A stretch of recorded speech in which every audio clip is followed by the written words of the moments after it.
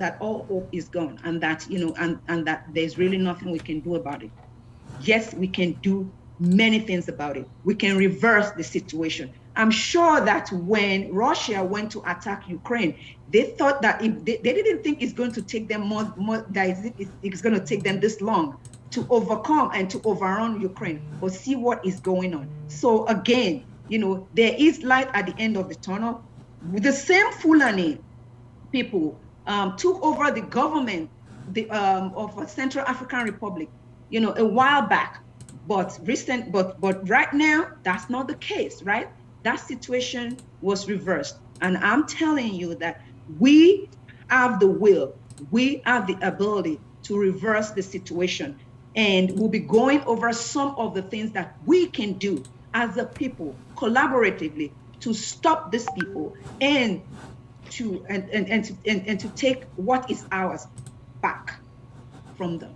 Thank you and welcome. Yes, thank you very much, Modupe, and good evening to everybody watching us. You're watching us on Freedom from Nigeria, in JNJ TV, Oduduwa TV Radio, Citizen AY. I want to thank you all for joining us. I want to greet Jane. Good evening, Dr. Modupe, Alagba Faleti, and evening, Alagba Lambe, and Arebu as well, and those who will join us later on. This evening, very much just to key in on what Dr. Modupe is saying. We need to really be thinking about solutions to our situation. We all know what the problems are. Right now, it's about taking steps to execute those solutions and encouraging ourselves. You see, if we have the self-belief that we can achieve that, that's half the battle. That's half the battle right there. So I just want to key in on that, and I'll stop now. Thank you very much. Jean, over to you. You're muted. You're muted. So just wanted to why don't we go over the first 7 items that we have talked about. But if you want to, I can kind of flash that up on the screen. Okay. So that we can see the things that we've talked about previously. So just I have it up. Okay, go ahead. If you have that as well. Yes, I do. Yes, I do. Okay, here you go. Can you see my screen? Yes, I can. Okay, there you go. Yeah, so in the past, we have actually looked at how they started their plans with with implementing military rule. We also reviewed how they used the military decree and converted that into what they call a constitution, and used that to continue to oppress and to subjugate us. We looked at how they have created local government areas in the different regions to ensure that they can get to the people, to the people at the grassroots and be able to extend their, their conquest agenda. We and also especially Madrid, create that disunity, because you see Igbo in different states now competing, Yorubas in different states now competing, just kind of creating that, the South, the South, the same thing. So everyone is now competing when the Western region, the Eastern region, the Midwestern were all one and together. Yes. Just so that people kind of understand when we're talking about collapsing those nations, those regions. And again, to add to that, how they have used, they've actually created more local governments in their regions. So by first of all, dividing, like breaking their regions into more states, right? For example, Kano, which started as one state and started with a local government about the same size, about the same number as Lagos, like in 1967, Kano was 20 local governments, just like Lagos was. But now Kano has 44 local governments, and then part of Kebbi and I think Jigawa Jigawa and Kebbi that are now, that were carved out of Kano now have their own local governments. So local governments as well. So collectively, if you look at Kano now, the old Kano now has a total of about 90 something local governments. Over 100, I think it's 100. Right. And even Jigawa. Right. Even Jigawa has 27 compared to Lagos, one of the most populous places in Nigeria, has 20. Lagos, and again, Lagos is still, the population of Lagos is still 21 million, right? Yeah. And Kano population is 16 million, and still Kano has 44 local government, even as we speak. Oh, goodness me! So those were some of the examples of the haphazard, application of blatant and the inequitable application of whatever they say that or whatever they call governance, but that's not governance. We know what it is. It is theft. Indeed. Plain and simple. It is. Theft. Yeah. Yeah. So then thirdly, continuously removing middle belts to removing middle belts to the South indigenous people from the military. So when Buhari assumed this presidency position back in 2015, a year after, he retired all of the officers, a lot of officers from the South. And the middle belt, and actually it didn't do the same with officers that are from the core north. Exactly. So again, those were some of the steps or some of the actions that were put in place to ensure that the military, is predominantly predominantly of northern, in nature, so that they can implement their evil plan to subdue the people with military force. Yeah, it is. The issue essentially what you mentioned there, just on the last point, the composition of the governance has been focused on one region, one ethnicity, one everything, to the exclusion of others, exclusively.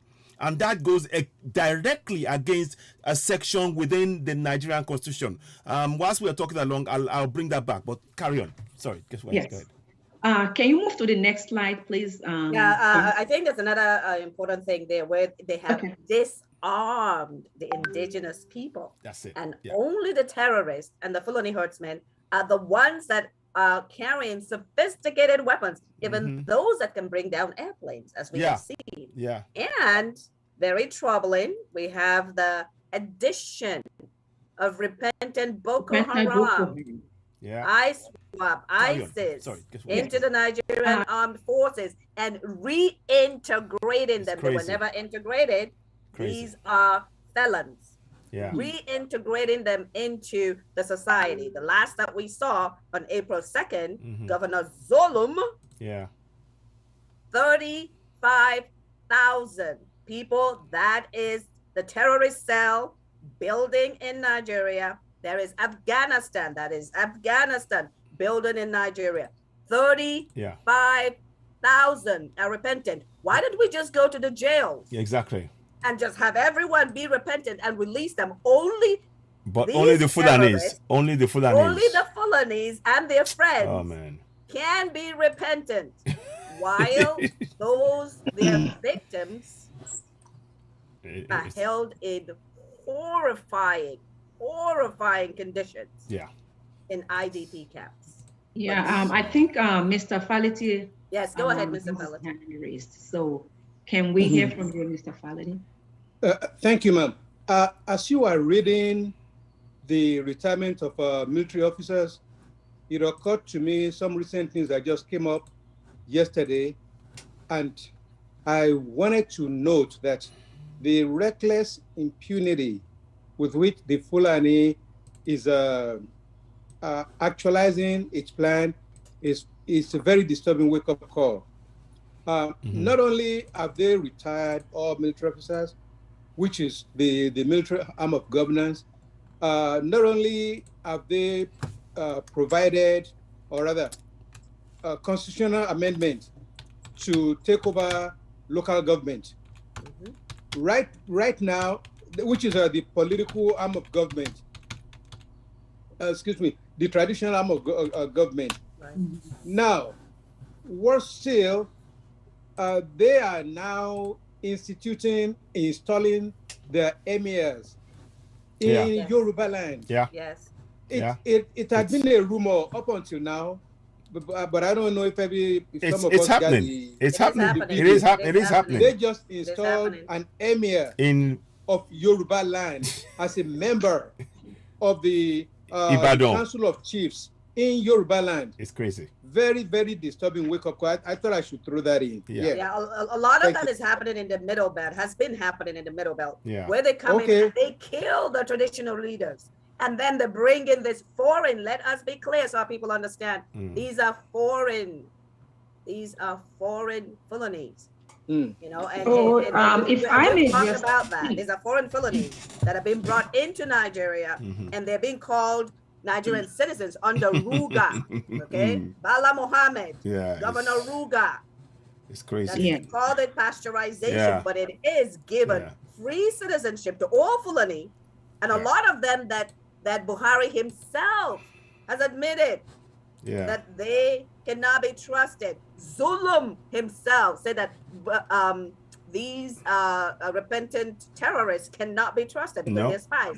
And yet in 2022, he's announcing the integration of 35,000, something that failed in Afghanistan. Nobody else does, except in Nigeria. And so that is a clear conquest plan. Go ahead, Motife.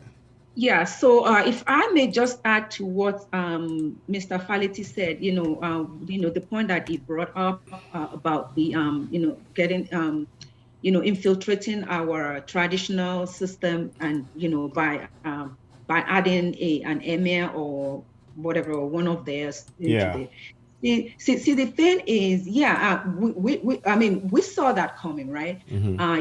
Because again, that is part of their conquest plan. But here's the thing, why I don't want our people to lose hope is that, what they are doing is that they are setting up the system, their own system, right? But here's the deal, right? In their system, right? Once you are ahead, right? Because they actually practice autocracy, or autocracy. So it's like the power, the power absolute power in essence. Absolute power in the person that is up, that is top, that is there in the top. Well, you see, the Yoruba traditional system, right? Even though the Oba was, we've always had the Oba. The Oba's powers are not uncheckable. So you can, so basically, we kind of run a kind of a democratic, system. Long before. They think that. Yes. Honestly, but it's the same as well. But if they think that, once we are part of them, that then we get all the power. They actually need to be thinking twice. Honestly, they need to think again, because what is going to happen is that the people, we the people, That's it. If that did not come from us, you are actually playing. And that's what I'm saying, is that they may have the satisfaction right now thinking that, we got it. But no, you haven't. And so I want to put that hope back in the people. Do not lose the hope. No. What they are doing it for themselves, right? Yes. But we are going to also do ours, which means that collaboratively we will reverse the situation. The situation is reversible. It is. That's the hope that we need our people to know, that it is reversible. Anything that has a beginning has an end. Yes. Okay, very awesome. And that's very true. That is absolutely very true. The French Revolution proves that. Ukraine is proving that. Central African Republic, proved that. So, what's going on right now, it's plain and simple apartheid, but we're going to move on. And we've got Councillor Lambe that wants to join the conversation. Go ahead. Go ahead. Welcome. Thank you very much. I just want to, please forgive me with the poor lighting I have here. I just want to put my pennies a little bit. I just want to respond to what this is just said about this installation of the emirs and so on in southwest. Southeast as well. And southeast as well. I'm extremely worried, to be honest with you. I don't care what happens in us. Yeah. Their prerogative, what they do on their own. But when you come to somebody else's land and then you want to set up your own system of government, which is alien to them, that is problematic for me. And but my worry is this: what number one? What's the response of our own traditional rulers? Are they be blinded by money? And then our legislators, those who represent us, are the National Assembly and so on. What's their response to? Are they be blinded by money as well? They have all been compromised, sir. Shouldn't they say, hang on, this is how far we can go. You can come to our own land and tell us, I just want to know. Forgive me if I'm asking out of ignorance. No. No, This is no, very that's fine, bad. We are sir. all here to ask questions. So, sir, please. Yeah, if I may do respond not. to that, sir. Yeah. If I may respond to that, sir. Yeah. Yes. I mean, it's natural to be worried, but you see, it's like there are some outliers there that they did not put into account, and I'm not going to explain everything right here. But I just want to tell you that there's actually something in our language, and excuse me, I mean, if I speak Yoruba here, but I'll try to translate that. That's alonita, I mean, niti japa abonita no, right? Benny. So you can do something now and you think, oh yeah, I got it, right? But then you don't know what is coming behind that. It's because, believe me, people are not going to fold their hands and just look, right? Now you're talking about our leaders, the traditional leaders and the politicians. We know they've all been compromised. But again, power resides in the people, and the people need to show that power resides in them. You will not come and put anybody over us. So you can bring your emirs all you want, even the traditional rulers, because the traditional rulers by themselves do not make the people, right? The people will speak. And how are the people going to speak? This is where we start. We need to get our people to speak, right? And they will know that power resides in the people. And that's where I'm going to leave it, sir, because there are some things that, we can't really, talk extensively about. Oh, thank you. Okay. So, again, this is a very difficult subject, for us, but we always need to let our people understand that power resides in the people. There are millions of people. We cannot panic. We cannot panic. That is we need to be steady. It is not the person that has the guns that always wins the war. Yeah. Yes. Or the battle. Yes. And so we need to be very strategic in the things that we do. But let's kind of go over this because I think we're kind of getting bogged down. So number 4 is return to civilian rule and implement the fraudulent constitution in 1999, which is actually military decree. It is. 24. That's it. And this has been used to create apartheid. You see that federal character is unenforceable. Citizens' benefits is unenforceable. The governors have immunity. That means, people, that you cannot do anything to governors until they leave office. But then it is EFCC, which is led by the same political elite. And so nothing actually happens, right? And then they provide tons of money to these lawmakers. Yes, sir. Which is bankrupting Nigeria and have pushed one of the contributors to pushing over 100 million Nigerians into abject poverty, making Nigeria the poverty capital of the world. Then they have number 5, implement economic and industrial stagnation of the people of the Middle Belt to the south. The Middle Belt has been clamped down so much. Their farms have been destroyed, which is their livelihood. Their people have been driven from their lands. And world, please listen.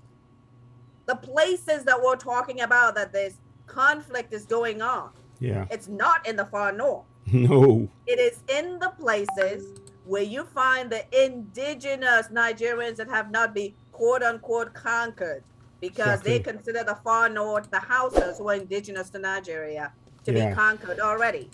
And so you've got Christians, you've got moderate Muslims, and you've got those that have the traditional faith. That's where this is happening.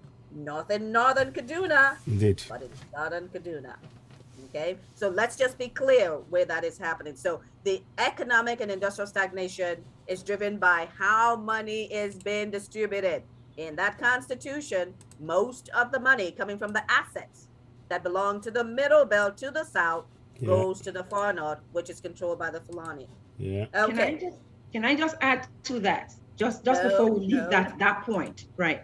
Quickly. You want to get to today. I know. Actually, we I think we left off. You're almost there. Yes. Yes. Yeah. So to add to that, they also closed the borders in the southern part. Absolutely. And then they opened the ones in the north, right? Absolutely. So that way, to prevent commerce and activity, commercial activities that will actually enhance the lives of people in the south. Exactly. What they did was to close that, to shut that down. Then they also used one of theirs, Dangote. Yes. Monopoly. They created a monopoly where Dangote, one man, just one individual, who have the monopoly, oil, cement, everything, everything. Essential commodities. All those are economic stagnation. All those are the tools that they're using to make sure that they keep people in perpetual poverty, so that it's easy for them to control. But you know what? I'm telling you, resolve comes from inside. So you can do whatever you want outside, but the resolve comes from inside, and that they are not going to be successful on. No, it's true. So I definitely agree with you on that, Dr. Modupe. There are so many things that are being put in place. What we're being attacked in terms of financial structures, it's been collapsed in the south and been strengthened in the north. So the banking system now, they are taking it away from us to such an extent that you have to be, they're using this system, this Islamic system called what's it called again? And it will come to me. Well, it's well, they're using Takia, but there is a sukuk. They're using sukuk. And that is an Islamic system whereby they are actually in depth section to section. These are part of the structures that they're putting in place. And people have not been aware. So they say sukuk endpoint, sukuk start point, endpoint. They're putting that if you go all over Lagos, all over Ogun State, all over Oyo, that's what's happening. So they're indebting each of those areas. They're using religious means now to say, okay, now they're trying to now sweep away our religious independence, i.e., if you choose to be Christian or to choose to be in spirituality, believe in your ancestors. They're now trying to enforce the religion of Islam on top of us. They try, everything is being done to stifle us. So we need to be all aware of that. This is their system. This is their plan. This is what they have in place for us. But we can reject this, because to us, the land belongs to you and I. So I'll stop there for now. Let's carry on, because I know we're for time purposes. Thank you very much. Okay. So if we can, we will continue. So let's, So I think we're on 7 now. Yeah, we're on 7. So now the 7. So on item 7, what they've been doing is, sending their terrorists and their Fulani headsmen, Boko Haram, sending them. We are surrounded in the southwest, and we know that, right? They are in our forest. So what they're trying to do is to make sure that they start advancing in from the forest, right? Which is what people who know that, who are very, who are very knowledgeable about those war strategies that they use, and that's why we're telling our people we are at war. What they are using there is enveloping strategy. What they're doing is they keep, envelopes so that we're squashed together until they can now, the plan, just like Dr. Malafia said, it's very, very, very, Prophetic. fine man that was May killed so rest in because, peace. because he revealed their plan. Is that, that the first stage was to kill from the rural people, from the rural areas, and then they start advancing into the urban area. And we saw that, right? This past week or so with the attack on the Fulani, the Fulani, the Kaduna rail attack. Yeah. And even to the point where one of the individuals or one of the one of their captives was released, and then the terrorists at the audacity. Actually, it's not the audacity. It's because they and the government are the same. Right? Exactly, they're one and the same. Because they said it. They said, you know what we want. Yeah. So how come a terrorist will be talking to the president or the presidency, right? In quote, the presidency, that you know what we want. Are you in cahoot with them? Of course. It means that they have a kind of plan or whatever, or some kind of agreement, and then one part is not coming. It's not it's not satisfying their part of the whatever the agreement was that they had with the government, which the government has failed to deliver. So, but I also want to say something, here that is going to be very, I'll say very, very disturbing. A government or an administration that will go and bring people from outside to come and kill your people has committed treason. Definitely. I've said this before as well. You're right. Treason. You're Charles right. I, the King of England, was beheaded for that. Exactly. Thank you. Right? Thank you. Yes. So honestly, when I, it's like when I heard this, I was like, oh my goodness, these people who are ruling us are criminals. Yeah. And they should be brought to justice. They should. Well, let us talk about let us talk about the International Criminal Court. Jane, before we go ahead, I think Dr. Stephen Falletti would like to say something. Yeah, I just wanted to put a comment to what Madupe has said, and then we'll go to him. That's fine. Because I think our people actually don't know that in 2020, the International Criminal Court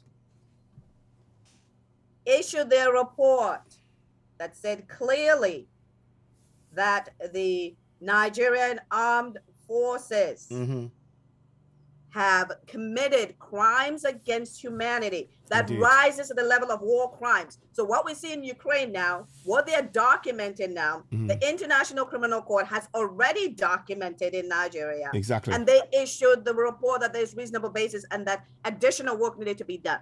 And that's what our people need to be pushing for. Yeah. That work needs to be accelerated because the atrocities are increasing. It's mounting.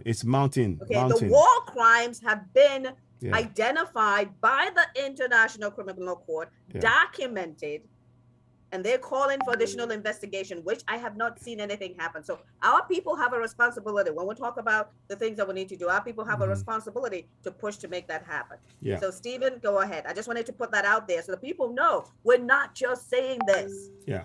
External international bodies have already determined that to be fact, reasonable basis, and they provided examples because they've been working on that for over the past 10 years. Okay, go ahead, Stephen.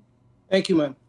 I just wanted to proffer another wake-up call to the comments that Dr. Dupe just made that they have infiltrated our forests. That is correct, or can I say that was correct and is still correct. In addition to that, they have not only infiltrated our forests, they have infiltrated quite surreptitiously our cities, metropolitan areas. Yes. All the Fulanis that we see as Okada riders, armed men waiting for orders. Al-Majri. Yes. Al-Majri. Yes. When you see them prowling Lagos Island on the Okadas, they are underground soldiers waiting for orders. The so-called Dangote infrastructures. In fact, there was a report out today, 2 or 3 days ago by one of the presenters that actually visited the Dangote oil refinery in Lekki, where a so-called dockyard was being built. Turns out that whether complete or not, is already being used to ship some very private cargo into the refinery, which they was confided to the reporter that they're actually arms and ammunition. So it's, I think it's a wake-up call to realize that they're not only in our forest, the people in the forest are actually reinforcements for the people in the inner cities. So when the inner city strikes and we fight back, then the ones in the forest that have already conquered and suppressed the people in the forest, our citizens in the forest, can then come into the inner cities as reinforcement. That's the grand plan, and we need to wake up to that. Thank you much. Oh, yes, we are. Thank you. But thank you for adding that. Thank you so much. Okay. So back to the slide. To the slide, yes. So again, we can see the activities, and that and it's getting worse by the day. Just like Mr. Fality just highlighted, just a minute ago, that they're just not in the forest, they are everywhere. Not just the forest, they're everywhere. And Dr. Malafia said it. He said that when they get to the food, they will actually be going from house to house and pulling people out and killing people. Do you have that video? Do you want to show that, or do you? Yes, I do. Want to just let me pull that. Yes. Okay. Yeah. Let me. Yeah, I mean, like, one of the things that is very troubling is, like I said, during the COVID lockdown, we had the opportunity to see the movement, the covert movement that was going on. We had daily all the immigration in all the states from the middle belt to the south reporting hundreds and thousands of Almajiri and young men who were supposedly Almajiri and other folks that you don't see anywhere in those areas. So where are they? So we need to understand that what we're seeing in the cities, the Abokis, etc., just the tip of the iceberg. All those Almajiri, do you see them in your cities? Do you see them in your villages when they came? You don't see them anymore. They have disappeared into the 350 plus communities in the southeast, over 100 communities in the southwest, and they are waiting. These are, by Bala Mohammed's own admission, by Buhari's own admission, these are terrorists. These are terrorists. They have told us clearly that those elements are not the right elements. And yet, Nigeria, under the Fulani-led government, because they head up everything, NNPC, they head up EFCC, they head up INEC, they're the president, they head up every money-producing or money-spending area of Nigeria, and they're not even indigenous. They don't have ancestral land in Nigeria, and they have captured the money in Nigeria. So we need to be very careful, because we do have these people, and we do know that they are terrorists. And I will find that Maduka, once you run the video on Melafia, I'll find that where Buhari himself is saying that those elements, he said, are from Mali, Mauritania, but those are the same people that Bala Mohammed in 2019 were bringing into Nigeria. They bring the people in, they speak out of both sides of their mouth. They do, all the time. Go ahead, Maduka.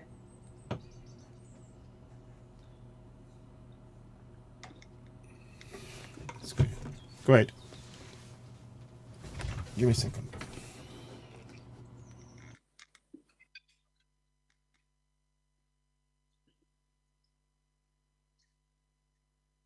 Hello, Maduka, are you there?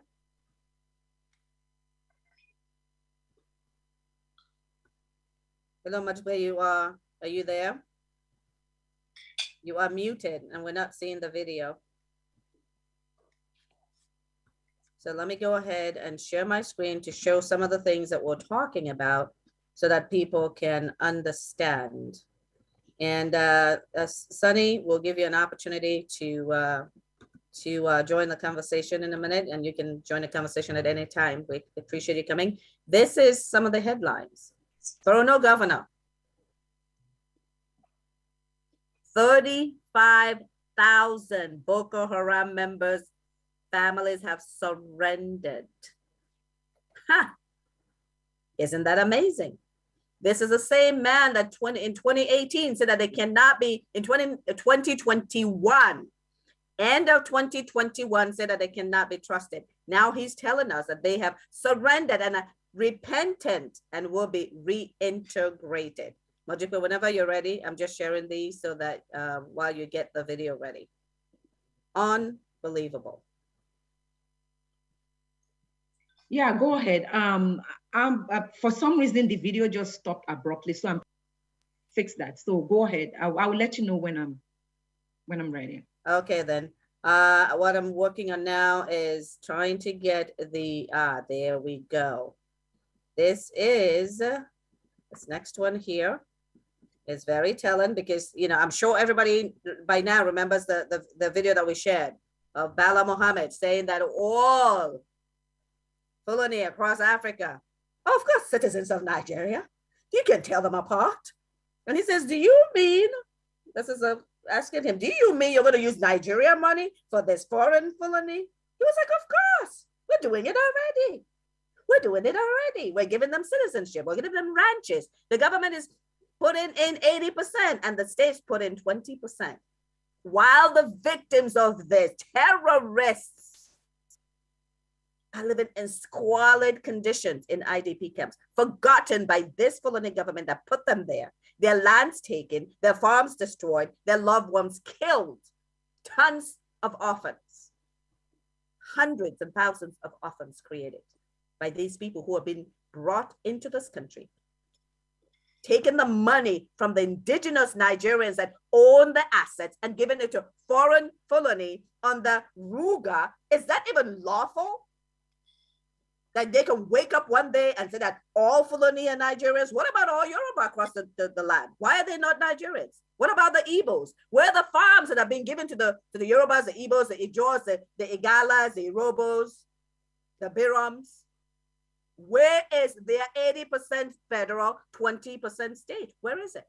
But here, Fulani herdsmen with AK-47s killing in Nigeria and from Mauritania, Central African Republic, Buhari. Okay, Buhari, why have you not disarmed them? Why have you not disarmed them? Why have they not been arrested? Because now they're now calling everybody bandits, kidnappers. If you guys notice, at Boko Haram, they're now removing Fulani herdsmen from the narrative. We'll talk about narrative in a minute, right? But this is what is going on. These are the people in your forest that the government left the borders open, that Bala Mohammed and Buhari under RUGA have brought into this country, knowing, Buhari, since you know that they are terrorists, why did you bring them in under RUGA? Because you brought them in. Bala Mohammed, you brought in him. Now he wants to be president and he's going to make 20 million people millionaires in Nigeria. Of course, he's going to make 20 million people, 20 million Fulanis, because that's all he cares about. Bringing them together. That's in that video, right? Remember, guys, he's going to bring them together in one land, on ancestral land belonging to other people. Are you ready, Madupe? Or we can just go ahead with the, with the conversation. Sonny, do you have anything to add to the conversation that we are having here regarding the kind of what's going on? You can go ahead and unmute if you have any comments to make. Yes. So I can share the video now. Just yeah. But go ahead with the comment. I mean, I'll hold it until I have the video. Okay, Councilor Lambe, if you have any comments to make, or Citizen AY, you guys can go ahead. Yes. Okay. Now, the question I have in terms of the I just want to just touch base quickly, if I may, on the 35,000 so-called quote-unquote repentant. We know that they're not. Yeah. Who is paying for that? We are paying for that. Yes. Where are they staying? And what they are dislodging our people. These are the things that people are not realizing. For every single person that is repentant, they are taking away 80,000, 100,000, $1 million naira from each of the indigenous people. Each and every one. And I'm sure that figure of 35,000 is even conservative. There are more people than we have been told. That's a plain fact. And these are things that we have to really home in on. Our people have got to be made aware of this. I know we are working at it, myself included. I think we need to redouble our efforts, because that could mean 35,000 per state, for all we know. Absolutely. It could mean 35,000 people per state, minimum. But they're telling us all of this, and we're not really being out. This should be alarming for every one of us, that a government that's supposed to serve the people is now the one turning on the people and killing us. And we need to make our people aware of it. You and I know these things. He is. The Fulani man. Yeah.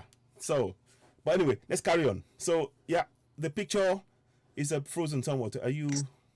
No, I actually, yeah. Okay. If you are struggling to lose weight and privately want to escape from the prison of fat, then you'll forward that for us, because it might block it. If you mute skip it, the ad now. Mute it. Okay. Right. If you mute it, that way it won't play. There we go. That's it. And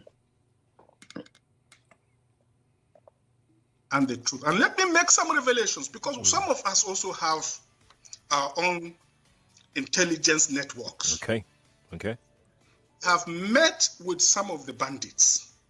We have met with some of their high commanders. One or two who have repented.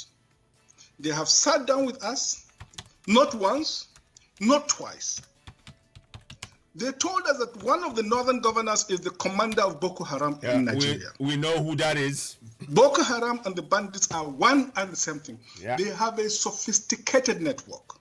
During this lockdown, their planes were moving up and down as though there was no lockdown. Moving ammunitions, moving logistics, moving money, and distributing them in different parts of the country. They're already in the south, in the rainforest of the south. Yeah. They're everywhere. They told us that when they finish these rural killings, they will move to phase 2.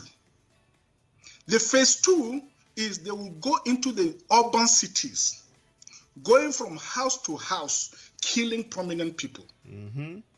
I can tell you, this is the game plan. By 2022, they want to start a civil war in Nigeria. Don't joke with what I'm saying. I have a PhD from Oxford University.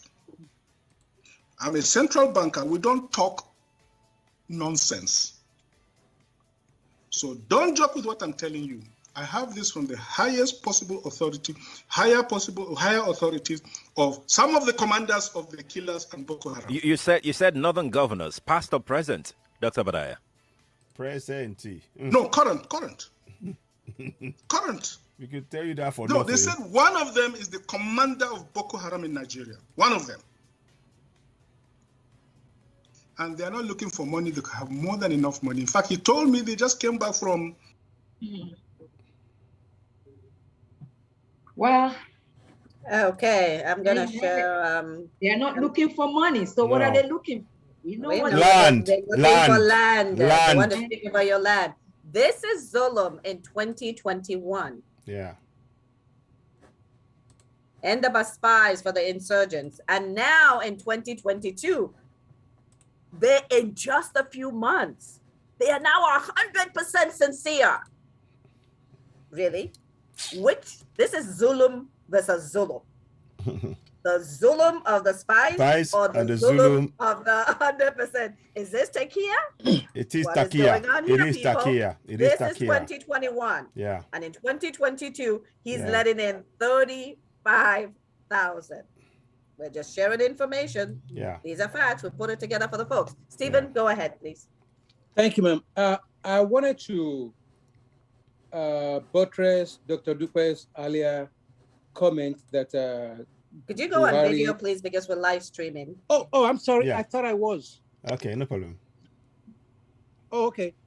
Yes, I wanted to buttress Dr. Dupe's earlier comment that Buhari may have committed a crime by saying that not just Buhari, because as we are talking about the whole Fulani government. Oh, absolutely. Because as well, once we started talking about this 35,000 repentant terrorists, I started to ask myself the question, is terrorism a punishable felony in the Constitution? And if it is in the so-called Constitution, not just of Nigeria or any nation of the world, period, okay? Now, if it is, then of course the Attorney General has committed a crime by failing to prosecute the terrorists. Yeah. Okay? The only, in any society, the only criminal that can repent is one that has finished or is serving his prison terms. Yeah. It should be for life. It should be for life. These are murderers. These are murderers. Yes. I mean, just in case they were fortunate enough not to get a lifetime anywhere in the world, you can only repent either because they found out that you are a change in government, and then you are serving your terms already. Definitely, you are convicted first if you are charged with terrorism. But all of a sudden, if somebody labeled and confirmed a terrorist in the landmass called Nigeria can suddenly repent, that tells me somebody else needs to go to prison in their terms. The Attorney General, the Chief Justice, and Buhari also. So I'm beginning to, I mean, it just goes further to show us how very intertwined the government is with the terrorism. In other words, the government itself is a terrorism, it's a state sponsor of terrorism. That's what I'm looking for. Thank you. It's a rogue government. Yeah. This is a rogue government. A rogue administration. Yeah. Wow. Yes. Repentant. Keep thinking about that one. Say, how is that possible? Yeah. Councillor Lambe, can you comment on this repentant? Yeah. Repentant Boko Haram, ISIS, and ISWAP. Yeah. Where else in the world is this happening? I know it happened in Afghanistan, and we saw what has just happened in Afghanistan. And by the way, Buhari sent $1 million of Nigerian money to Afghanistan. He did. I'm sorry. Yeah. I was shocked. Well, none of the international organizations, none of the investigative reporters made any nothing comment. Shocks me. Nothing shocks me about this rogue administration. The British make no mention about that. I wasn't shocked. Yeah, I'm hearing that for the first time. Oh no! They've been. I've been aware of it. He paid $1 million almost about a month ago. $1 million naira. I thought this was an old news that I just flew No. This is about a month ago. It's not just about a month ago. I'll see if I can. Let me see if I can dig it up. Let's dig it. Let's do some digging, shall we? I mean, I laugh, but it's not. It's $1 million. It's $1 million. Sorry. It's $1 million. Sorry. $1 million. Yes. Do we know if Channels TV ever reported this? They did. I mean, it was covered. It was covered. Well, and I've got it, people. My hands are trigger happy. Yeah. Okay, let me stop sharing so you can share it. No, we can share multiple, so that's it. That's it. There okay, guys, here it is. This is from the Law and Society. He gives gift to Afghanistan. 4th of March. Wow. Yeah, it's crazy. I mean, it is, and it did it via the Humanitarian Trust Fund. Yeah, but the corporation, something Institution for Cooperation of Islam, IC, whatever they call themselves. No, it's right there. It's right there. If you go, can you scroll back down? Yeah, sorry. It says it there. It says Organization of Islamic OIC. Yes, OIC, yes. Oh, yes. Yeah. Organization of Islamic Cooperation. Islamic countries, right?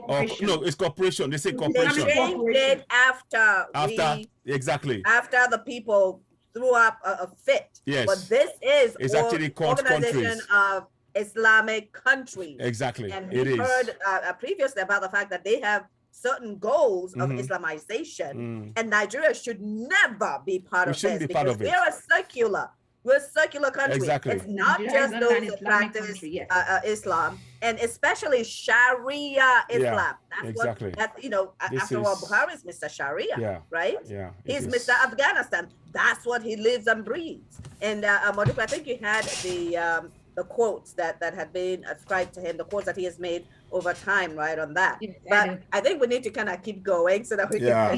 So that we can.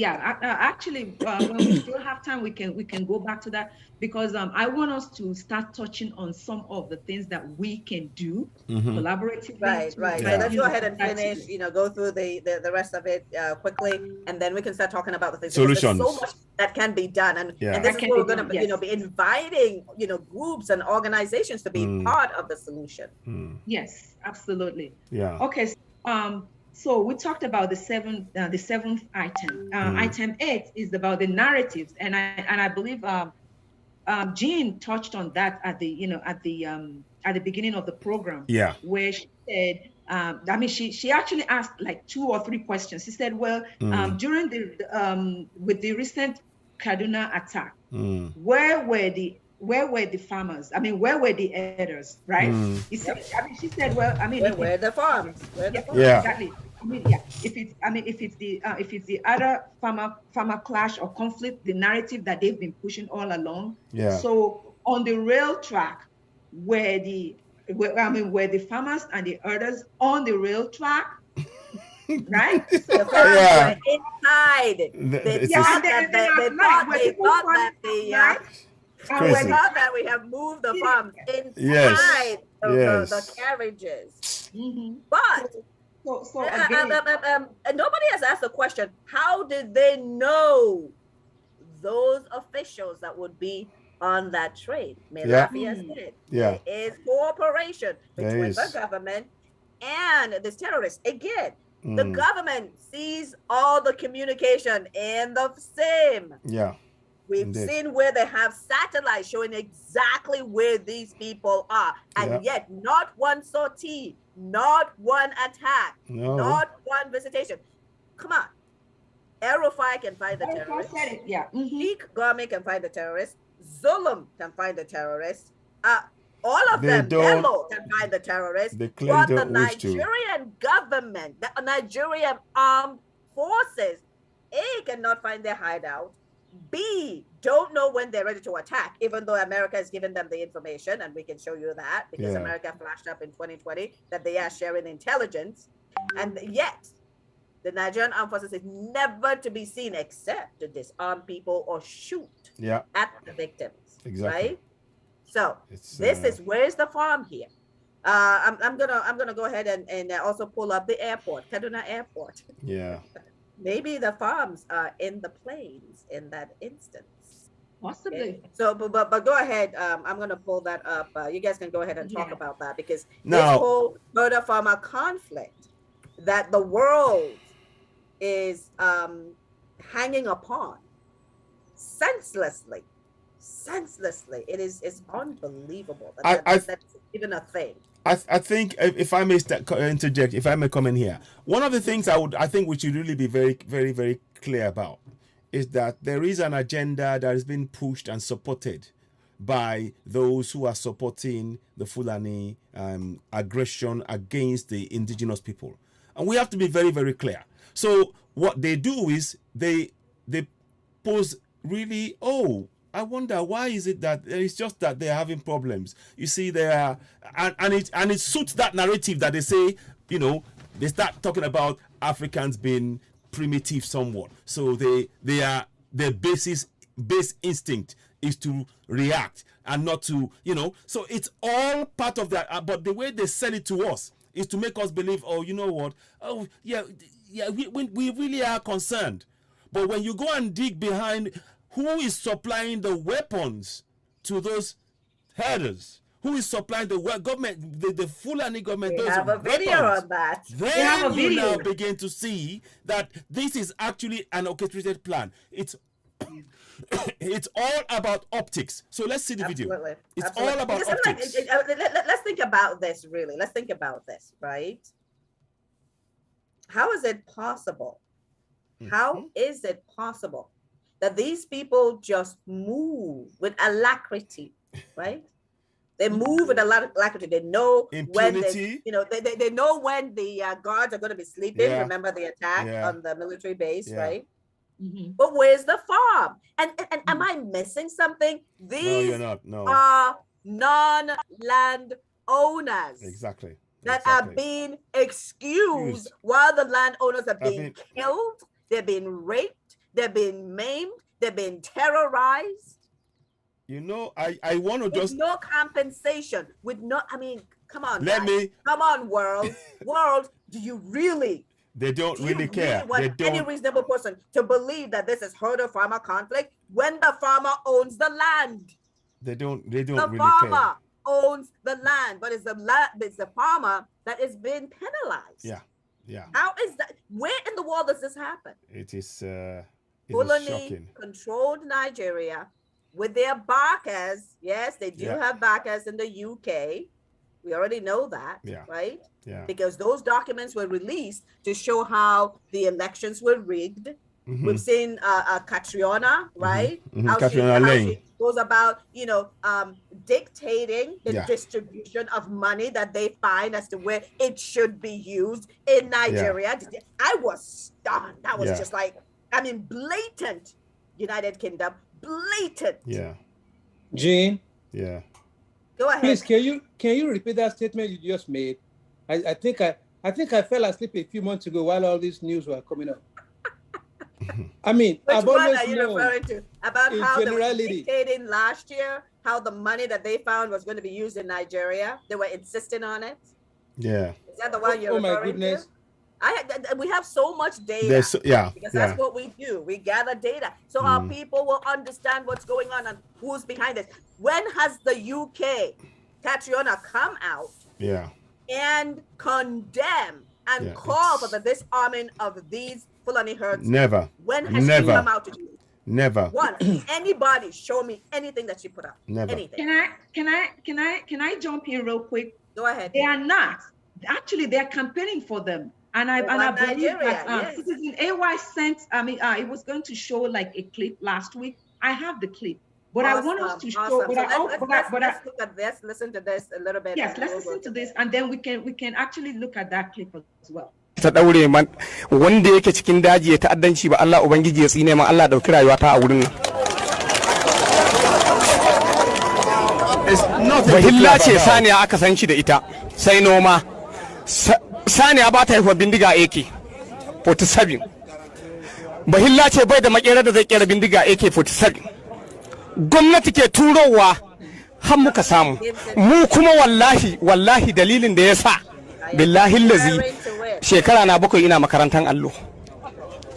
Amma lokacin da na dawo na tsinci kaina a cikin wannan abun wallahi ina mamaki kullun ina tunanin rayuwata.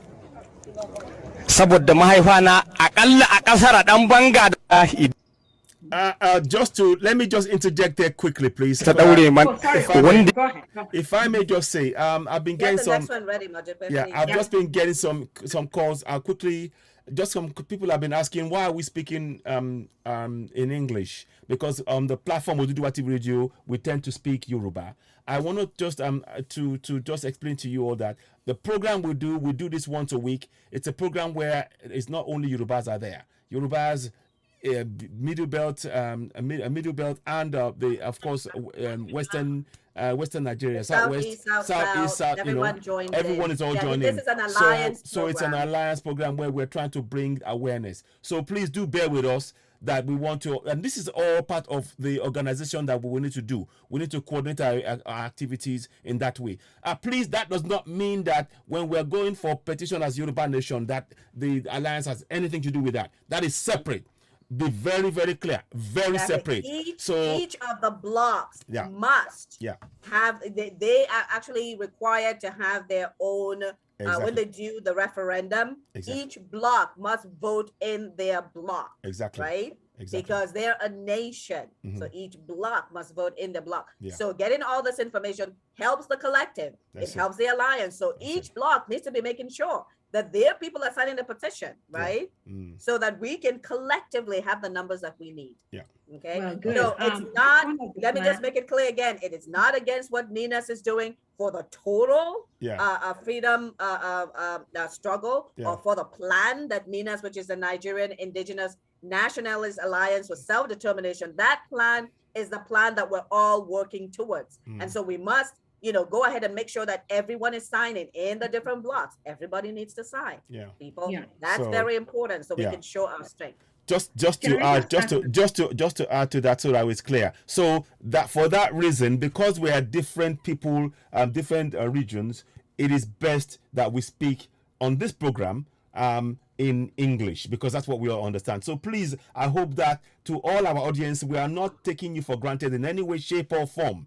If anything, we're trying to be as clear as possible. And again, I reiterate, but I take this opportunity, if you haven't signed the Yoruba petition, it is pinned to this page on Facebook and on YouTube.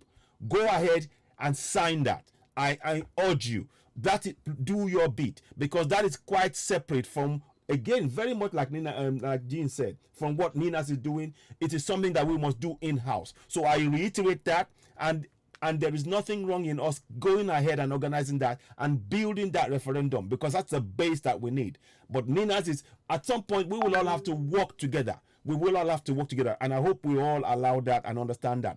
Please, that will not stop Yoruba Nation petition and what we're doing in Yoruba Nation. It's actually going to add to it, but we need to do that ourselves. So thank you very much. I hope you all understand that. So go ahead. Citizen AY. Yes. Yeah. Citizen AY. Yes, sir. Please, sir, would you permit me to appeal to our audience to bear with us as we communicate these issues?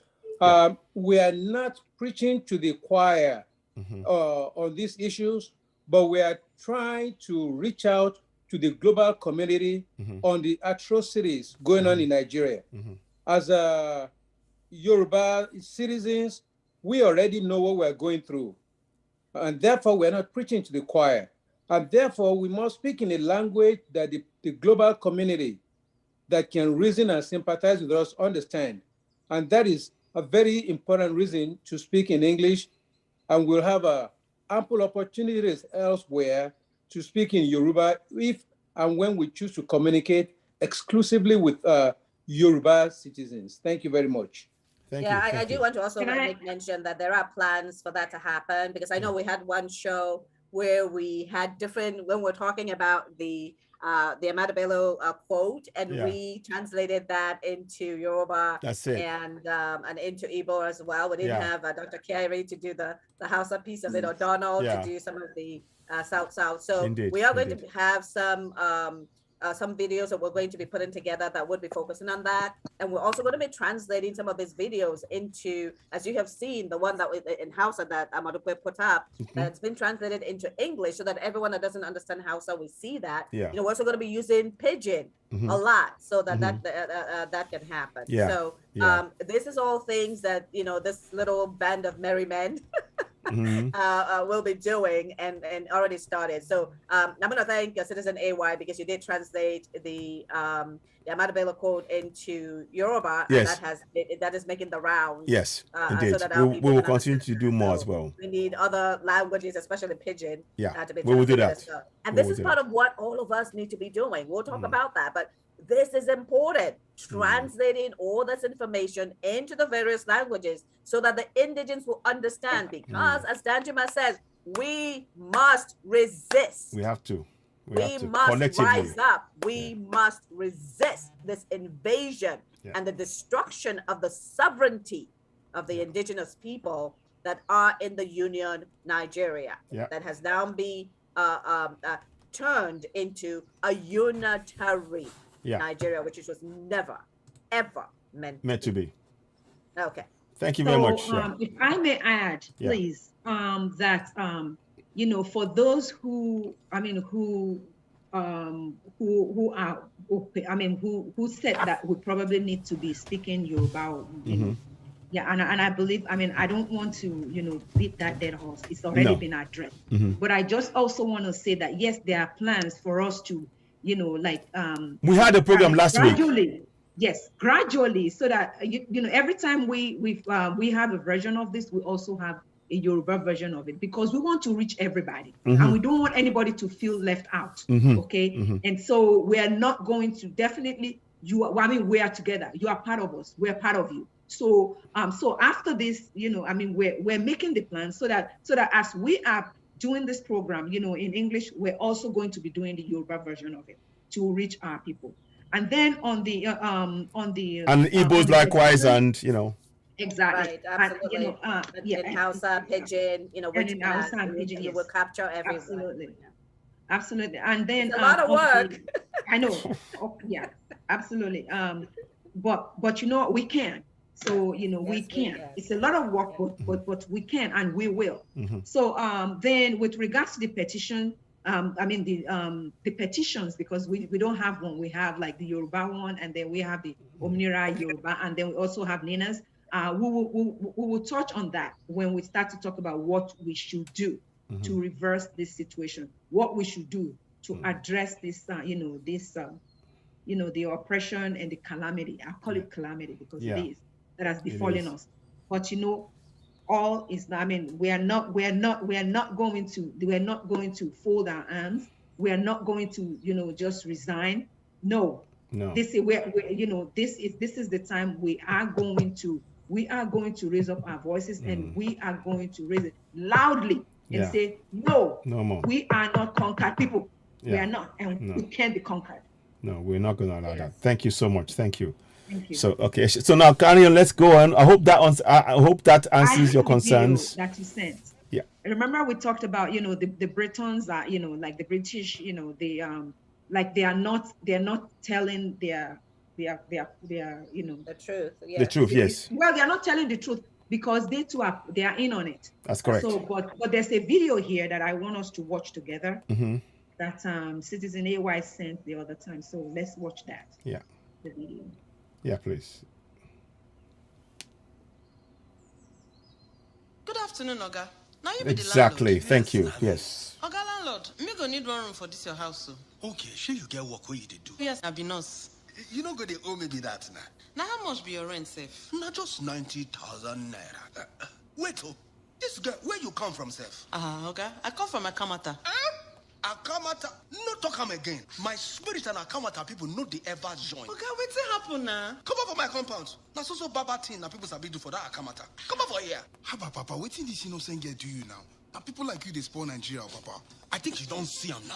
My people, they talk, say jollof rice. We dey for bottom pot today. Go day top of cooler tomorrow. As I take need you now, so you self need me. Because now one mama we get, we be Nigeria. Make we love ourselves. Because now only together we go fit to make our country better for us and our children them. One heart plus one love equals better Nigeria. Now the Center for Democracy and Development, CDD, with support from the UK government. Do you see that? This is exactly what we want you to support from the British. Yes, that's it. Yes. That's it. That's. I wanted to pause that. Sorry. Pause it. Yeah. Just go. Let me pause that. Go forward and pause it there. Let's talk about for the better of everybody. Yes. Do you see? Okay, I need to find, guys. We need to find. That's it. There you go. Bring up that list of ministers, please. And but we will. Because it goes against this very lie. This is so disingenuous of the UK. It is so disingenuous, you know, absolutely disingenuous. Madupa, that's the one that you have of the. Yeah, I know. Yeah. I mean, it's absolutely disingenuous because federal character is unenforceable. The Fulani are heading up all, if not most, okay? And then the rest of it is their stooges. Yeah. You know, they're all complicit. The lawmakers are complicit. We're saying it here. Because where were the lawmakers where RUGA was being passed as pasteurization when it was really giving citizenship, Nigerian citizenship, to foreign Fulani using 80% money from federal, 20% money from state to give to outsiders when 100 million indigents have been pushed into poverty. Yes, indeed. This is just... Indeed. It is horrifying. It is horrifying. It is horrifying. So once you find that, please pull that up. That would be just before you go back, go there. The issue that you mentioned there, I think we need to be very, very, very clear about that, because what we said there is the connection, the direct connection. The people telling us to believe in one Nigeria are the ones sponsoring ads to make it seem as though it comes from us, but they're the ones sponsoring it. Because it said sponsored by the United Kingdom.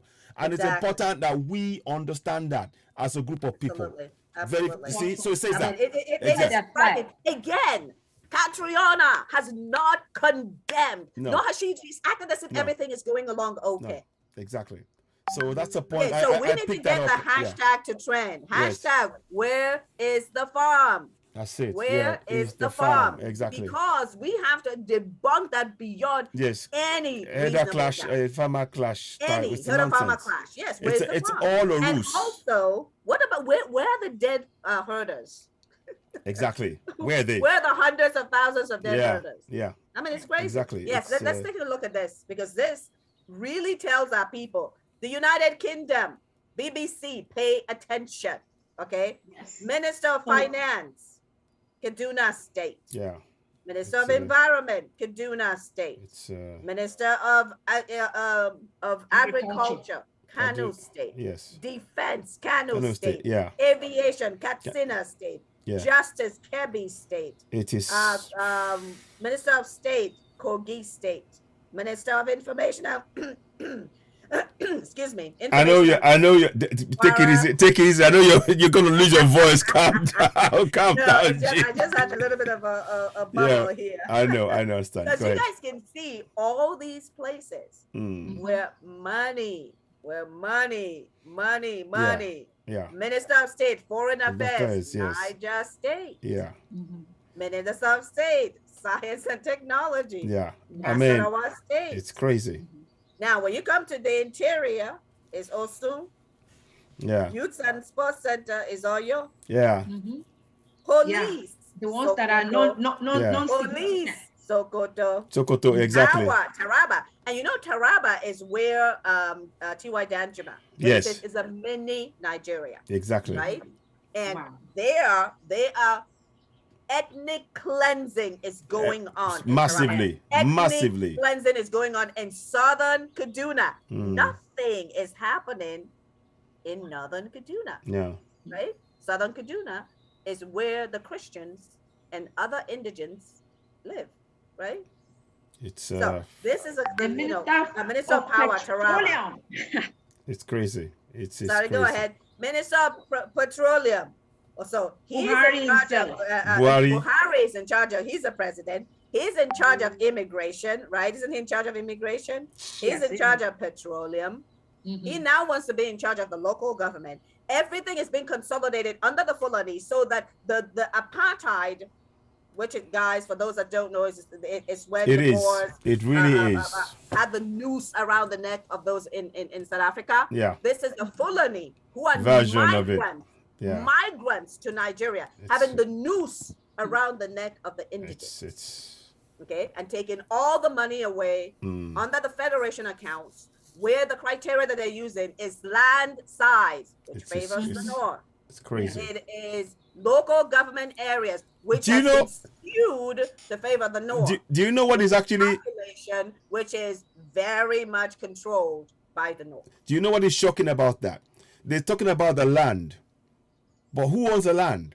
It's not the Fulanis. It's the Hausas. No, it's the Hausas. And the Hausas are being killed in their land. They are being killed in their land. I mean, because they started there, yeah, and then started moving to the Middle Belt. Remember when the people were coming in from Chad and Mali, and they were killing them in the north? Yeah. Okay. And at the time, unfortunately, there wasn't an understanding of the fact that there was a difference, between the Hausa and the Fulani. No. Because even today, some people think that the Fulanis are our tribe in Nigeria. They're migrants. Yeah. They came in late 1700s. They're migrants to the land. Yeah. But look at what they're doing. They have now taken 4 presidencies in West Africa. Yeah. Yeah. By terrorism. Yeah. And they're looking to take more. There's terrorism going on in Ghana. Yeah. There's terrorism still going on in Central African Republic. There's terrorism going on in the whole Lake Chad Basin area. And I was shocked when I heard what is his name? Antonio Guterres of the UN call on the perpetrator Buhari to bring calm to West Africa. It's just nonsense. It's nonsense. Is he calling on him to conquer all of West Africa? Is that the code? That may be the code. Because yes. Antonio Guterres, I am unimpressed. We are unimpressed. We have not seen anything that you're doing to curtail what's going on. You, UN, have these numbers. You, UN, are reporting these numbers. Why are you not telling the truth to the world? You know, the truth to the world. Okay. You know, and there was a video that we're going to have to talk about. How about next week? Let's talk about the UK connection. Yeah. Because there's a video that got my blood boiling when we're talking about this narrative. Yeah. Yeah. Where he said that the only problem in Nigeria is corruption. Yeah. Is corruption bombing the airport? Exactly. Is corruption bombing the train?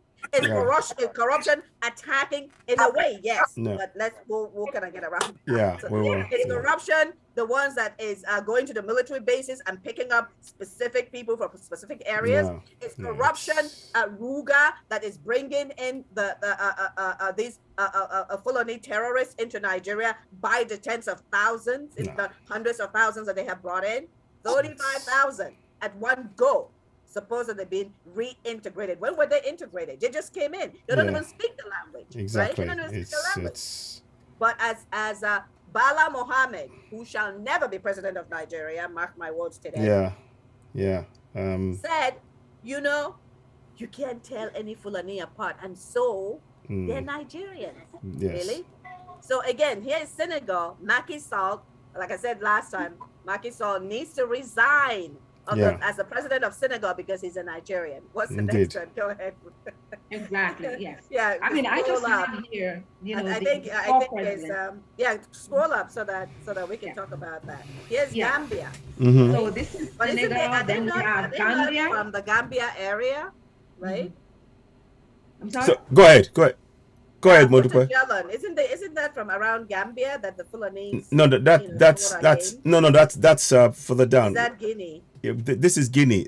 So that's Guinea. Okay, yeah. But this is Gambia the other side. To resign this is Gambia. because he's Nigerian, right? And then here's Guinea-Bissau, right? Yeah. That's the Guinea where they're from, right? Yes. And then here's Buhari, who's actually not even Nigerian. He's not. He's from Niger. He's from Niger. He's from Niger. And what is that lady that was what was that lady now? I have to find that. But anyway, next time, let's talk about the British connection to the atrocities going on in Nigeria. Yes, Britain, we're not afraid to go there because your own people are telling you what you're doing. Because if you recall, lots of people are calling for Britain, who has made it possible for all these politicians to hide their money in Britain, in the British banks, which is how they make money. Exactly. Let's not even talk about France. So let's just stick with So we'll finish up. I mean, we'll finish up with the rest of the right. We're talking about the narrative, and that's kind of a lot of what we're talking about. I'm sorry. So it's herder-farmer conflict, right? Yeah. And that's the main one. And now it's corruption, which is what I was talking about. They're now saying it's corruption. This British guy, I think in the House of Parliament, I have that video that we'll show next week, saying it's the only problem in Nigeria. We don't. No, it's more than that, and they know it. Unbelievable. believable. But in a way, it is true because the politicians are complicit in it. And that's about greed. And that's about the corruption that is made legal in that fraudulent constitution.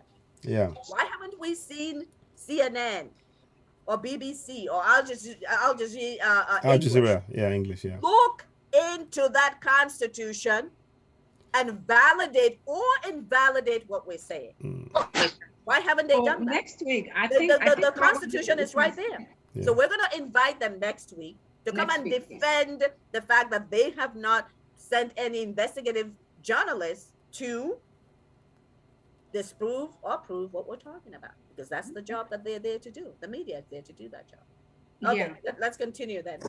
So the ninth item, they amend the constitution. One of their plans, right, is to amend the constitution to impose Fulani colonies, which they did recently with the, with the proposed amendments. I think bill number 36 and 38. 36 and 38, both of them. I think that one, I mean, I can actually bring those up quickly. And so what they did, or what they attempted to do, is to give those Fulanis, to give them citizenship, so that they will have the same right, or not even more, because even right now. They have more rights, yes, because they're given money, they're given lands, they're given jobs. Yes, exactly. Yeah. So I will just pull that up real quick so we can see. All right. So I believe this is one of them. Let me take this out of them. So the bill 36, bill number 36, an act to alter the provisions of the Constitution to expand the scope of citizenship by registration and for related matters. And we do know that in the same Nigeria, the fraudulent Constitution, the president is the sole person who can grant citizenship to people who are people who want to acquire citizenship. Absolutely. So basically, Buhari is a Fulani man, so they're just gonna, it's just gonna hand it to them. Right. Which was, what was that number? What was the number in our thing that says, like elect a Fulani, a Sharia, Fulani a president, and then consolidate all this power into that president. So that he can run amok and tighten this apartheid. Yeah. Yes. So it is apartheid. It is. Around the necks of the indigenous people. Yeah, indeed. Okay. Indeed. And then the second one is mainly to have, to alter the qualifications that make somebody an indigent of a state. So I think he said something bizarre, like 5 years will make you an indigent of a land. So basically the Fulanis that have been in the forest, right? If they've been there for 5 years, they can actually be indigents of that. Even though Buhari himself has said that they are criminals. Even though he has said that they are criminals. But you see, they don't want to. All that word is to us. They want us to see them as criminals, but in actual fact, they are not prosecuting them. So it's just a throwaway comment. That's it's all playing a game, which is yes, they're playing their game. They're takia. Exactly. It's the hypocrisy of the. But the British need to be very careful, because you remember that video where the Sharia folks in Britain were calling for certain things to be happening in Britain, right? Yeah. The world needs to be paying attention. They need to be paying, because this is worldwide terrorism unloading in Nigeria. If it is not stopped, it has to be stopped. Yeah. And they think that, we're going to be able to negotiate with them. Really? That's just as you've negotiated in Afghanistan or Syria? No. So, and it's so difficult to reconcile this, that Nigeria, the extreme poverty capital of the world, has $1 million to give for another country. Exactly. Absolutely. If they share the absurdity of it. Yeah. Who is killing everyone that is not radical Muslim. Yeah. That's who they're giving money to. They're giving those people money, yes. So again, we have a lot to discuss, but like we said, next week there are some things that we'll bring into light also with regards to the involvement of Britain, either indirectly or indirectly, their involvement, and we will have a good, we'll have an opportunity to kind of examine that. Then the ninth item here is incorporate Boko Haram and other terrorists into the armed forces and begin mass extermination. They're already doing that. Remember, you said right earlier on in this program that's about 35,000. We said how many? Yes, 35,000. 35,000. That's just this one. Just this 1 year, but we know there's more. Nigerian military. In fact, as a matter of fact, this past week, an incident happened in Ondo State where Boko Haram, Fulani, the cattle went into some farmland. Yes. And then the farmers arrested, or no, they called Amotekun. Exactly. Yeah, to come and arrest them. And so the Amotekun operatives arrested 100 cows. I'm sorry? They were beaten up. Yes. And then the Nigerian military came. Yes. They were beating the people up. Yes. So again, it tells you. And that's not an isolated incident. No, it's not. 2020, that has been happening. Every time that a Fulani herdsman is apprehended, the people apprehending them are beaten up, and the Fulani herdsmen are released. Yes. And if a single cow is killed, the governors or the local government repays them, and yet we have 4 million guys, over 4 million in IDP camps that not the state government, not the federal government have given anything to. No. So Buhari is giving 1 million to Afghanistan. April 1, 2022, 100 million Nigerians living in poverty. Can someone do some math and tell me what 1 million is in Naira? Let's just get that done. So that our people I'll just type it. I'll do that now. Just 1 second. About over 500 million though. Yes, so, because it's about 550, 560 million Naira. Okay? Yeah. Million Naira that is been given to Afghanistan that is abusing. Yeah, it is 415. Sorry, $1 million in Naira. Yeah, it's 415. 550, about 550, 415 they say here, but it could be, Yes. 450,000 Naira. Close to about 5, Yes, that's what he gave away, right? That's what. And our people are not able to even. They can't feed our people. They can't feed Southerners. 100 million. 100 million. We've talked about this before, right? We talked about the fact that. This is part of the plan, right? We talked about this earlier, the plan where the money has been given to the elite, right? So that they would be complacent to what's actually going on, right?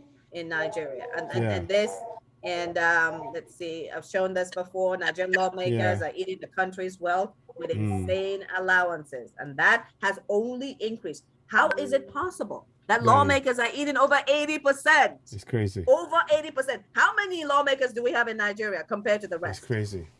And they have private jets, 1 or 2. They've got all kinds of cars, Lamborghinis. They've got houses. Have you seen their cobbled homes, right? Various homes, right? But they're not. The homes are not safe. Under their, know. It's crazy. And then the ones that the homes and stuff that they have overseas. Yeah. It is staggering. It's staggering what's going on. But let's continue. Okay. So So let's hear. Like I said, if anybody wants to contribute to the discussions, please just let us know. Anybody in the house, and because we need to, making it interactive as much as possible. Go ahead. Yeah, thank you.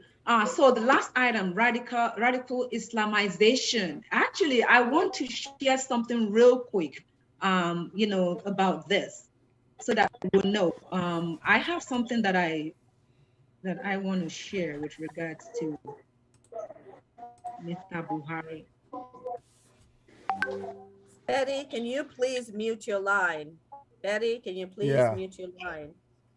I can mute it. I'll mute it. Oh, I can't. I can't. Yeah, I need her to mute it. Could you please mute your line, Betty? Let's go have a look. Betty, you need to mute your line, please.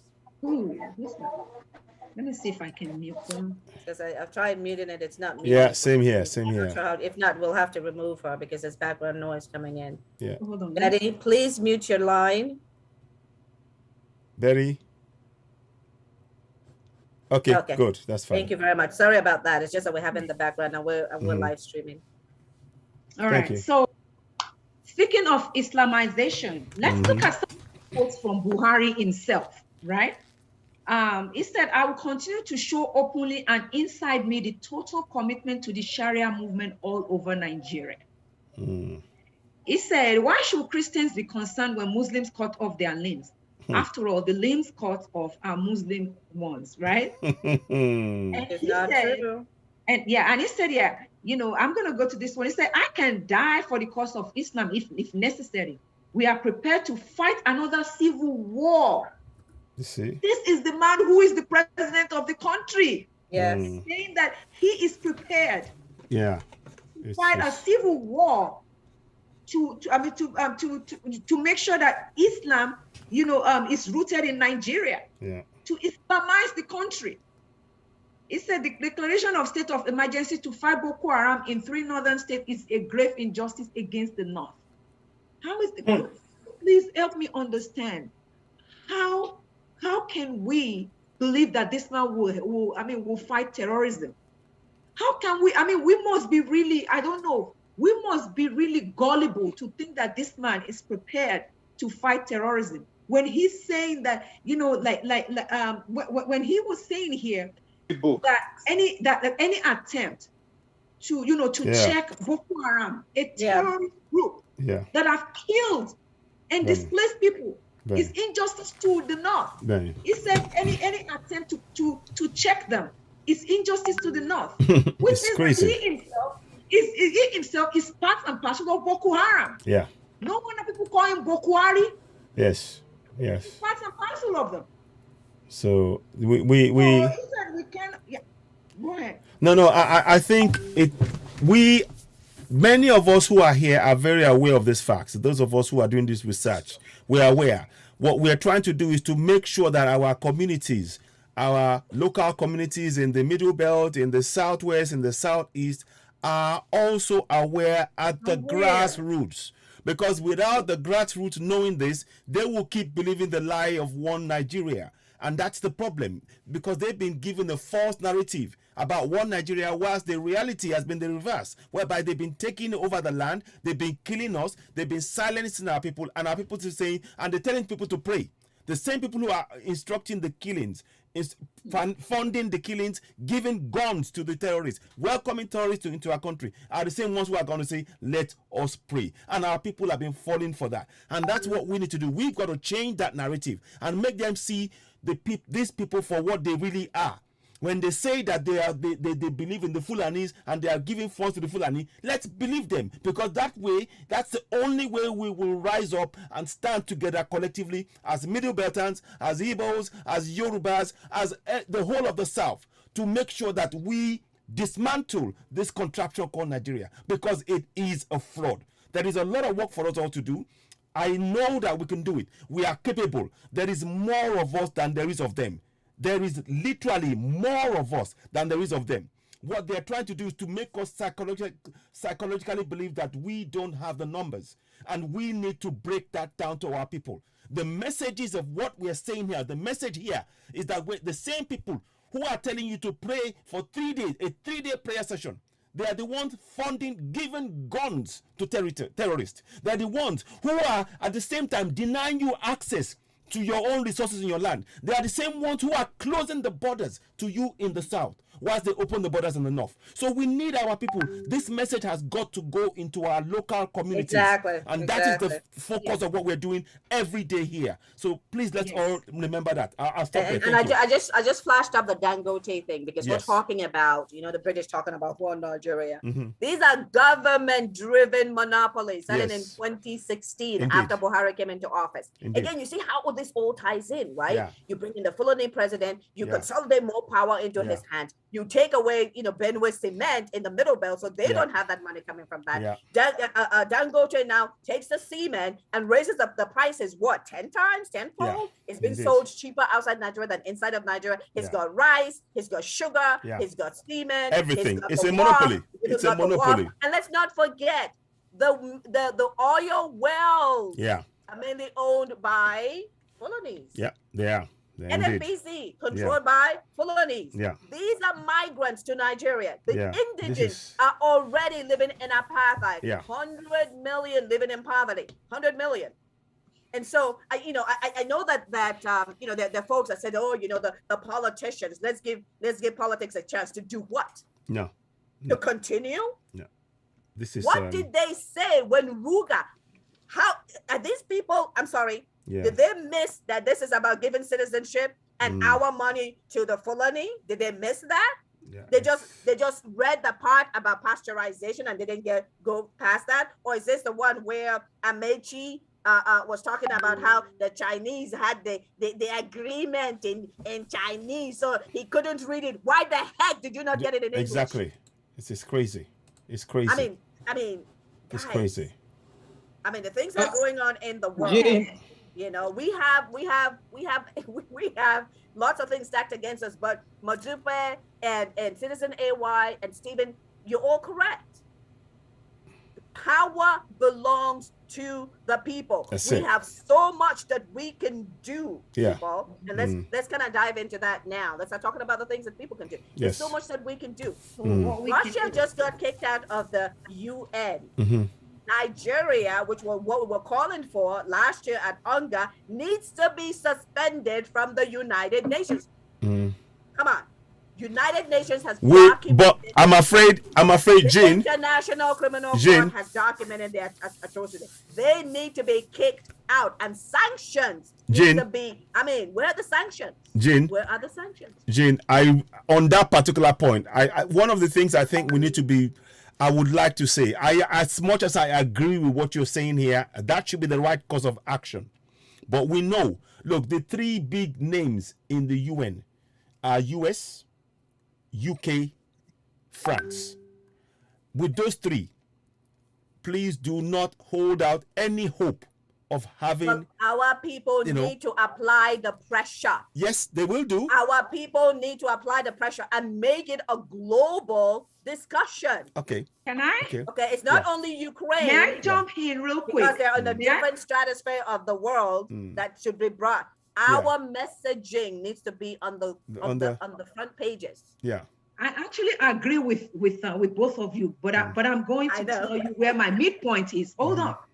Okay, yes, it is true that we need to put the pressure on, just like Jean said.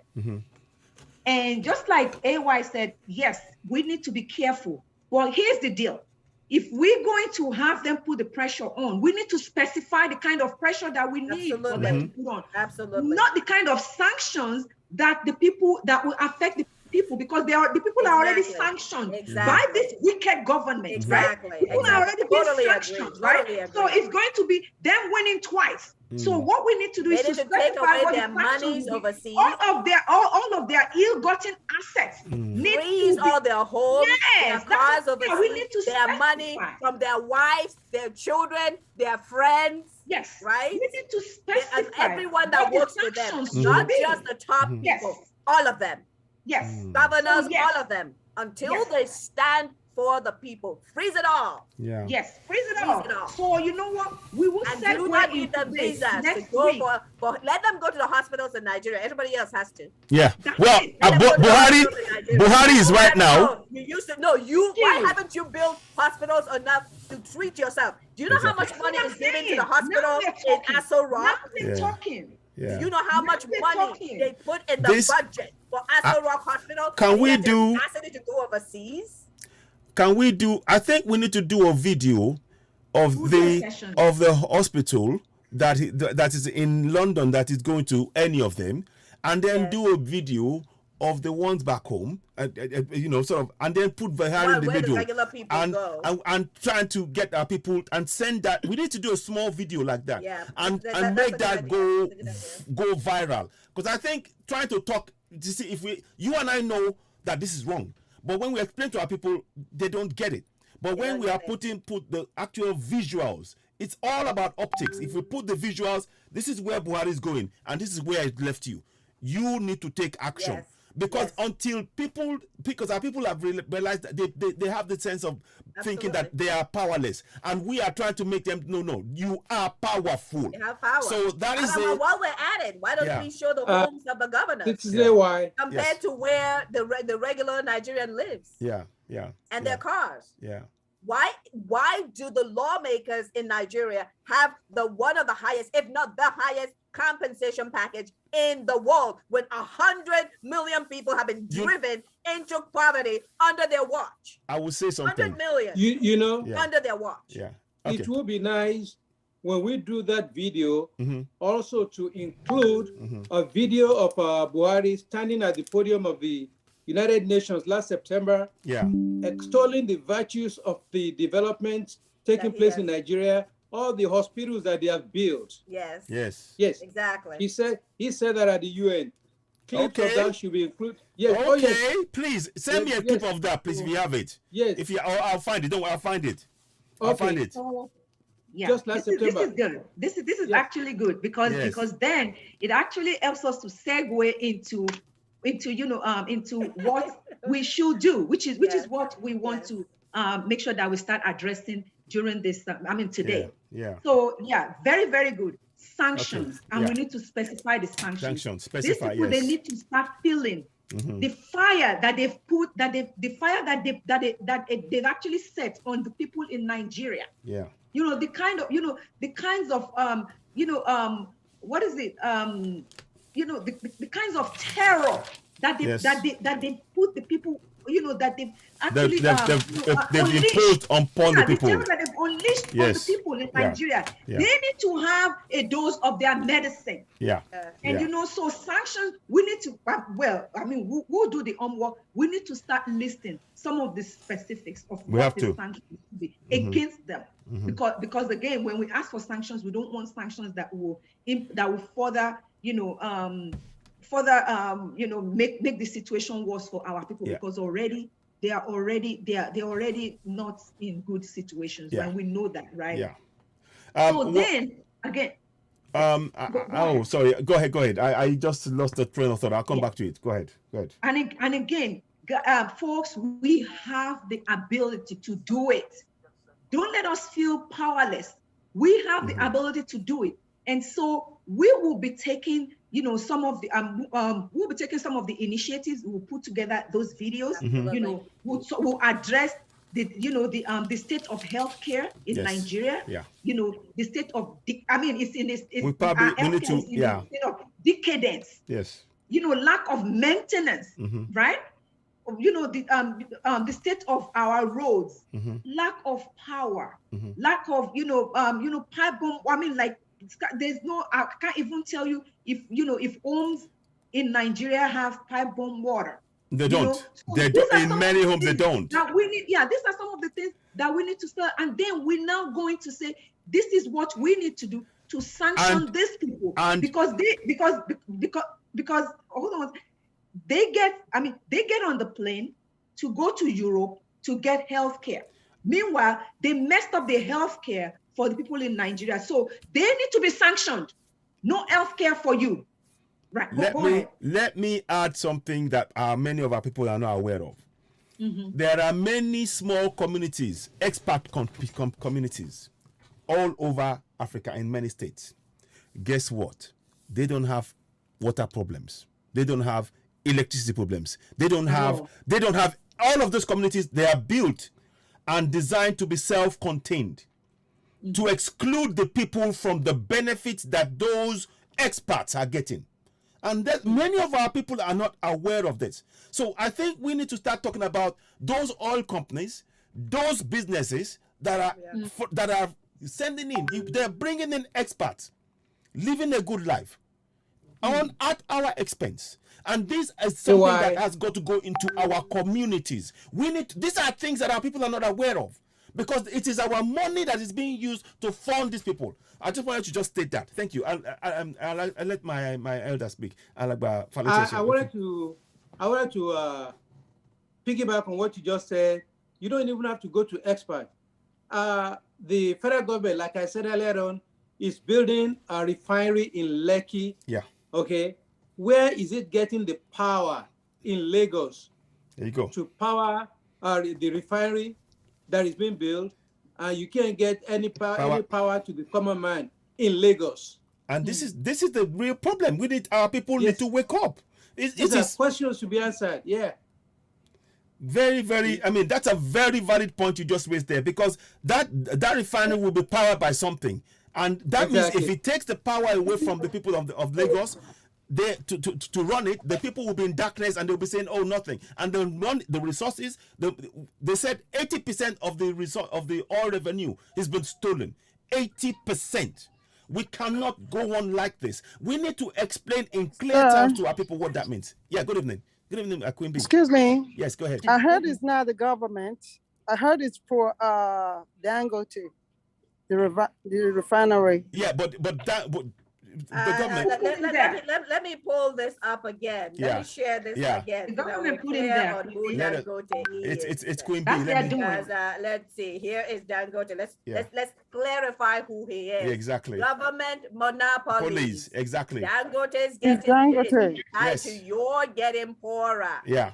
AKA beggar thy countrymen. Yes. That's the Fulani man being used by the government of Nigeria. It's a government, exactly. Sugar, he has rice, he has it's cement, a government monopoly. All of those. Yeah. This is the government. Dangote is the government. Indeed. So I hope that answers the question. Well, okay, so it's going to favor us if it's the government. I believe it's going to favor us. It's not going to favor them, because then we're happy it's not for Dangote, because it's a Fulani man. So absolutely. So they got the so we have nothing to fear about. This is crazy. Not one working refinery. Yeah. In the south where the oil is, not one working refinery. Dangote is building a refinery. Come on. Yeah.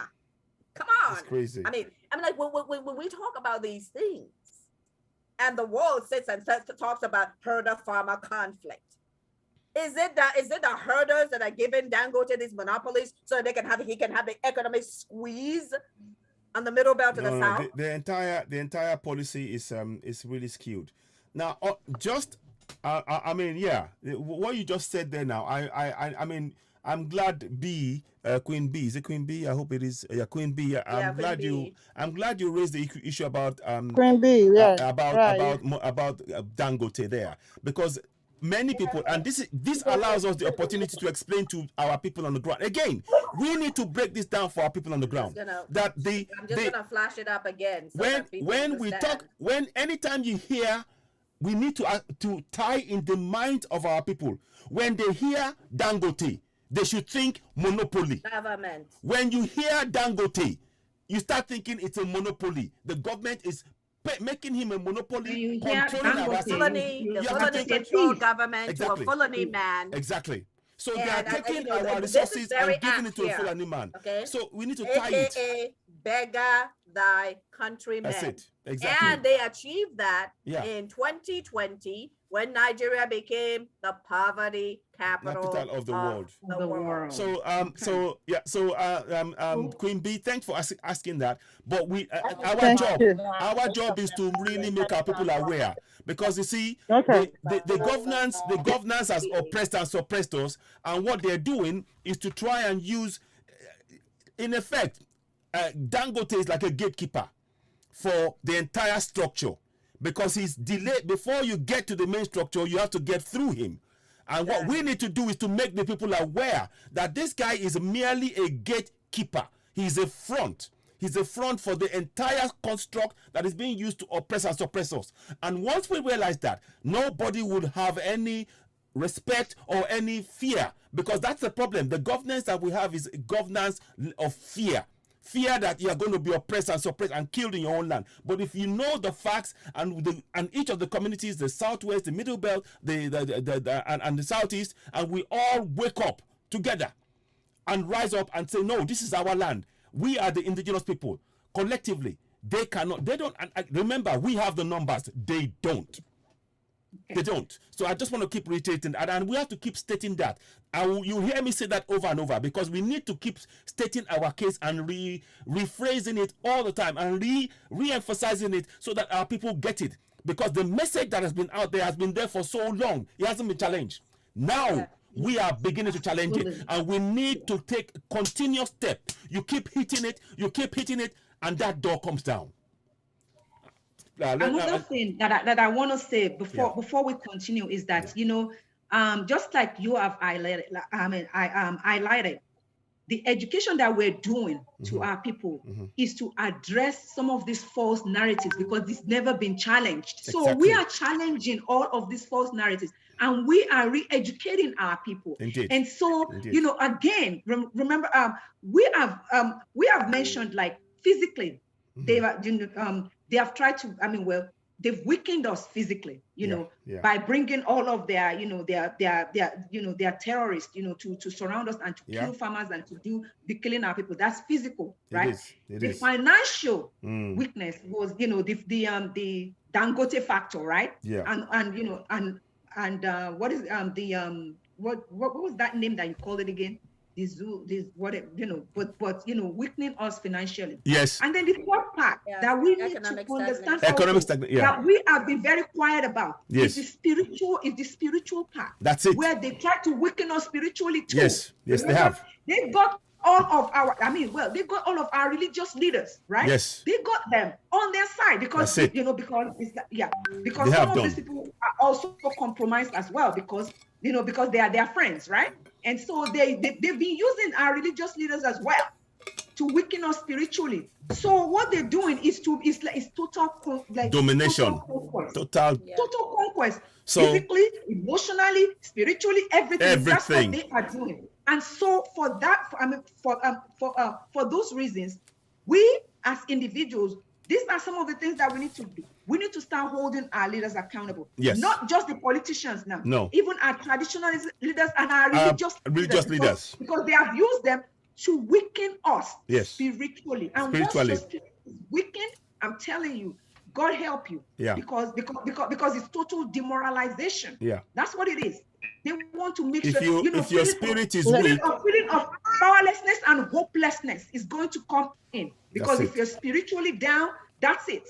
And so now this is why we're doing what we're doing, educating you so that we can put that hope back. Exactly. Instill that hope that yes, we can, right? Yes, we can. Absolutely. Let your spirit be weakened, because we have to start now. We have to now start holding our leaders accountable, including our religious leaders and our traditional leaders as well. Indeed. And so to say that, this is what just I heard.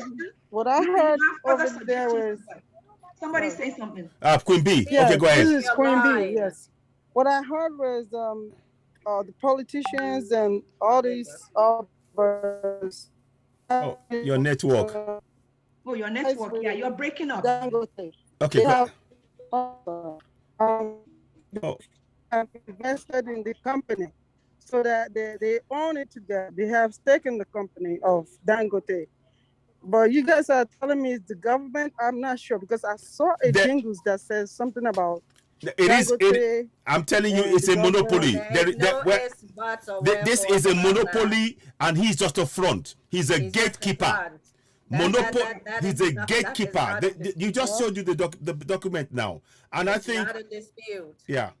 I think we need. Sorry, I'm sorry if I disagree with you there. But if you have evidence contrary to what we're saying, please present it here, and let's scrutinize it. Please go ahead and do I will that. send into the group if I can find it. I'll send it. Please into do the so. group. So let's scrutinize it as well.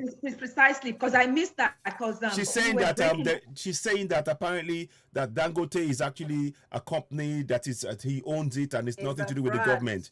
So we are trying to say, okay, if you're going to say that, Dangote provide the evidence. Yeah. That's AY. AY. Yeah. After you, Mr. Faleti, because I want to ask a question. Thank you, permit me. I want to say affirmatively, Dangote is no business genius. Thank you. Yeah, not by any sense of the definition. You don't have our brain. Okay, now exactly. Dangote is the economic tool of repression. Yeah. That the Fulani hegemony has carved out to cover that sector, the economics. Their great grandfather used religion to infiltrate the country years ago. Yeah. They have progressively gained a foothold in the political landscape until they arrived at Boko Haram. Yeah. So Boko Haram is a political tool. So once you get religion, the politics, and the economics of the society, you've captured the whole society. Indeed, indeed. So Queen B, just like I was saying, so Dangote is just the willing tool that's been used to capture the economic sector. The way it's been able to do that is by monopolistic anti-competitive practices, one of which, one of several, destroying, first of all, closing the borders, okay, in the south and the southeast. But remember, sir, yes, Dangote did not close the borders, right? Oh no, the government did it for him. Exactly. So exactly. That's the evidence right there. Absolutely. Yes. Now, so, he did it for him. I'm just breaking it down.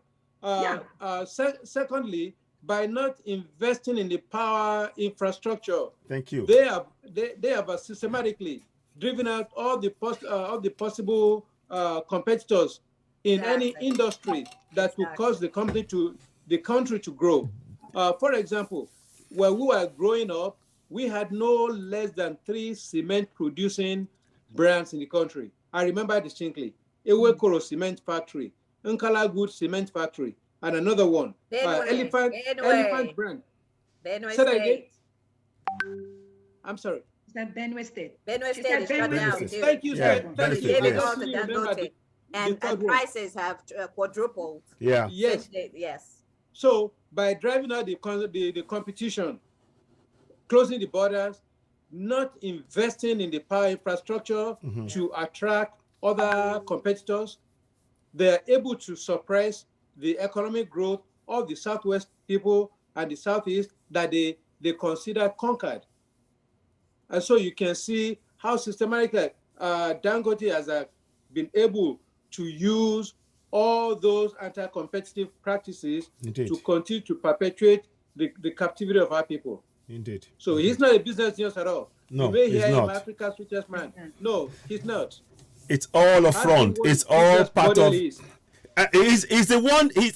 Let me tell you this. He actually said one day. He said his so-called great friend, the guy who owned Windows. What's his name again? Bill Gates. Bill Gates. Bill Gates was the one who told him that that in Nigeria we had no health care. He was shocked. That is that is your magnet, not to be unaware that the healthcare in his own nation, that is so-called a magnet that is poor. He said that Bill Gates made him aware. I looked at this and I was like, so that is your, Are you sure that it was Bill Gates that made him aware? That's what he said. I'll get he was believe me. He knows he's playing a game. Was he patronizing healthcare providers in Nigeria? Look at it. Just look at his company. You understand what I'm saying? Yeah. So if the answer to that is yes, then maybe honestly we can say he didn't know, right? But this guy, I can bet you, of course, that he knows. He's playing a does game. not patronize healthcare providers in Nigeria. He doesn't, because he knew that the healthcare in Nigeria could not meet his medical needs. Right? For Tata, they haven't funded it. They haven't provided the funds. So exactly. So so for him to say, "Oh, I was made aware," come on now, that is very dishonest. It is. It's very dishonest. He knew. So I mean, he was just pretending. Yeah. But anyway, to go back to what we should do, right? We talked about we need to hold our traditional and leaders. Our leaders accountable. Politicians, and how can we religious hold them leaders. accountable? Yeah. How can we hold them accountable? First of all, I mean, like we would first of all let them know that where you're going or what you're doing, we are aware now. We are awake. Yeah. Then secondly, we will not participate in your fraudulent whatever election. So do not come to me to come vote for you, because I'm not going to participate in that unless we get a referendum. That's number one. Number two, right? For the traditional rulers and the religious leaders, when they are there telling you, oh, you should pray, you should do this, you should do that, let them know that our eyes are open. We are awake now. Thank you. All those are tools of all the time for praying. And those tools of deceit, yes, they're all banished forever. They are banished forever. We know we are awake, and that we are not following that road anymore. We are not going on that road anymore.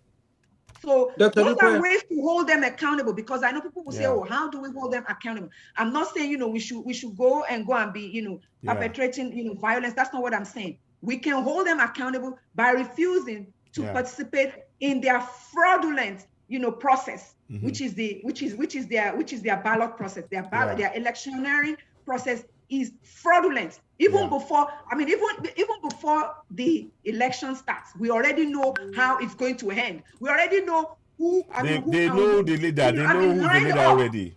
To be the next, yes, exactly. So you're not having elections over there. So do not participate in their fraudulent process. Yes, sir, Mr. Faleti. Thank you. I guess I want to beg the question: do our traditional rulers not know about these things, or do they know and they are turning deaf ears for pecuniary purposes? And if the latter is true, that they know and they are turning deaf ears, then excuse my use of the term, we need to go to a plan B on what to do. Yeah. My plan B on what to do then is to go back to our youths for education, on letting them know who are those mortgaging their futures. The current news, it came on the social media, is that the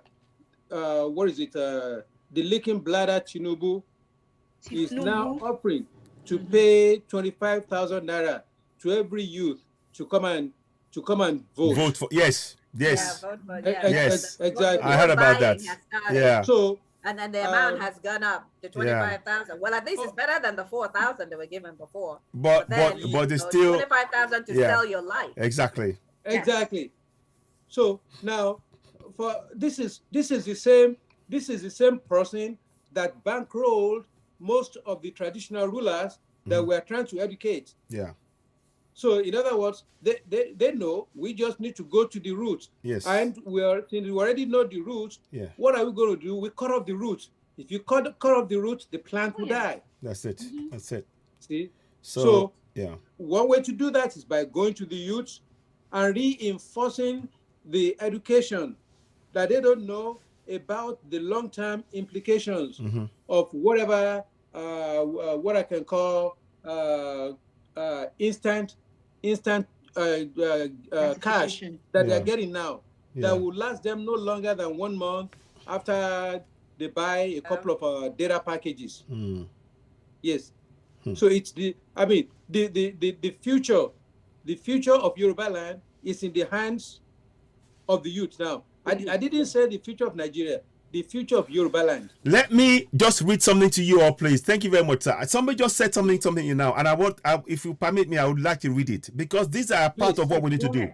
Somebody just said now, a World Bank report showed Dangote has a 90-year mining licenses for materials like limestone, even though its cement giants have a 50-year lifespan. 11 of October 2017. Yep, absolutely. He's got sugar. He's got refineries. Can you see? That's what we, Queen B. That's what we mean by monopoly. Hey, yes. That's what we mean by monopoly. Yes. That is what we mean. Thank you very much. Oduduwa Tide has arrived. This is what we mean when we say monopoly. Finish. We finished. Yes. So our people, finished. We need to wake up. These people. We have to rectify. We have to raise our people up. Stop bowing to those who are enslaving us. Our youth needs to know this. A 90-year lease. 90 years. Fulani. The Fulani. 90 years lease. Are you hearing me? The Yorubas, the Ijaw, the Kalabari. We own the land. These are our assets. Pin it up. They are taken. Yeah, making them terrorists. That's why they have the audacity to say that they have the money, because they've captured all of the ministries. We saw the list. And this is what we do here. That's why we do this program, to bring information like this. Please, when you're hearing it, share it. Share it to family and friends. And not just you personally, all of us. We need everybody to be alert. Take action. Tell family and friends. So that you see, the perception that we've been given is to look at Dangote as a god. But when you realize that the government has actually given him a 90-year lease on what belongs to the general people. It's not a god. It belongs to the people, has been given to land. I mean, and that's why they say they have all the money. Once they have all the money, the money is Dangote. That's because of Tinubu. Well, it's not only Tinubu, it's the entire system. The entire system. They have given all the money to one person. The entire system is corrupt. One person. So that they have consolidated. That's the fault of Tinubu. That's Tinubu's indigenous Nigeria's hands. That's what they've done. That's why we're going to be holding those leaders accountable. All the Tinubus of the world, we're going to be holding them accountable. Yes. So So all the politicians, all the lawmakers, they have accountable. To go and contest or whatever. We are definitely not in that. And we are going to speak loudly and clearly that we are not part of that process, and we will not participate in those processes. And I think one other thing that we should do, with regards to our youth, to reaching out to our youth, is to actually start spreading this, like we said, like I said, share the program, start talking to people. You start with your immediate family, right? You can start with your immediate family, then you go to your extended family, then you talk to your friends, even all of the associations and the groups that you belong to, like your old student association, your college student association. You start spreading it, and make sure that you share the link to this petitions, right? Please do. The Ominira Yoruba petition and the Nina's petition. You need to share the link. Start sharing it, and you make sure that you need to do that extensively. And we're not going to be quiet anymore. Now that we know all of this, hidden agenda, we are not going to be quiet anymore. No. We are going to continue to speak, and we will spread the word. And that's how we can hold them accountable. We will spread the words, and we're not going to be quiet about this. No. And yes, we will. We will definitely gain back the ground. We will recover from this. We will come back from this. We must. My people will come back from this. So what? Amen. So what I'm saying? We've been under bondage for decades. Yes, we have been, and it's time to remove the shackles. We have to remove the shackles. Yes. We have to be filled with spiritual prayers too.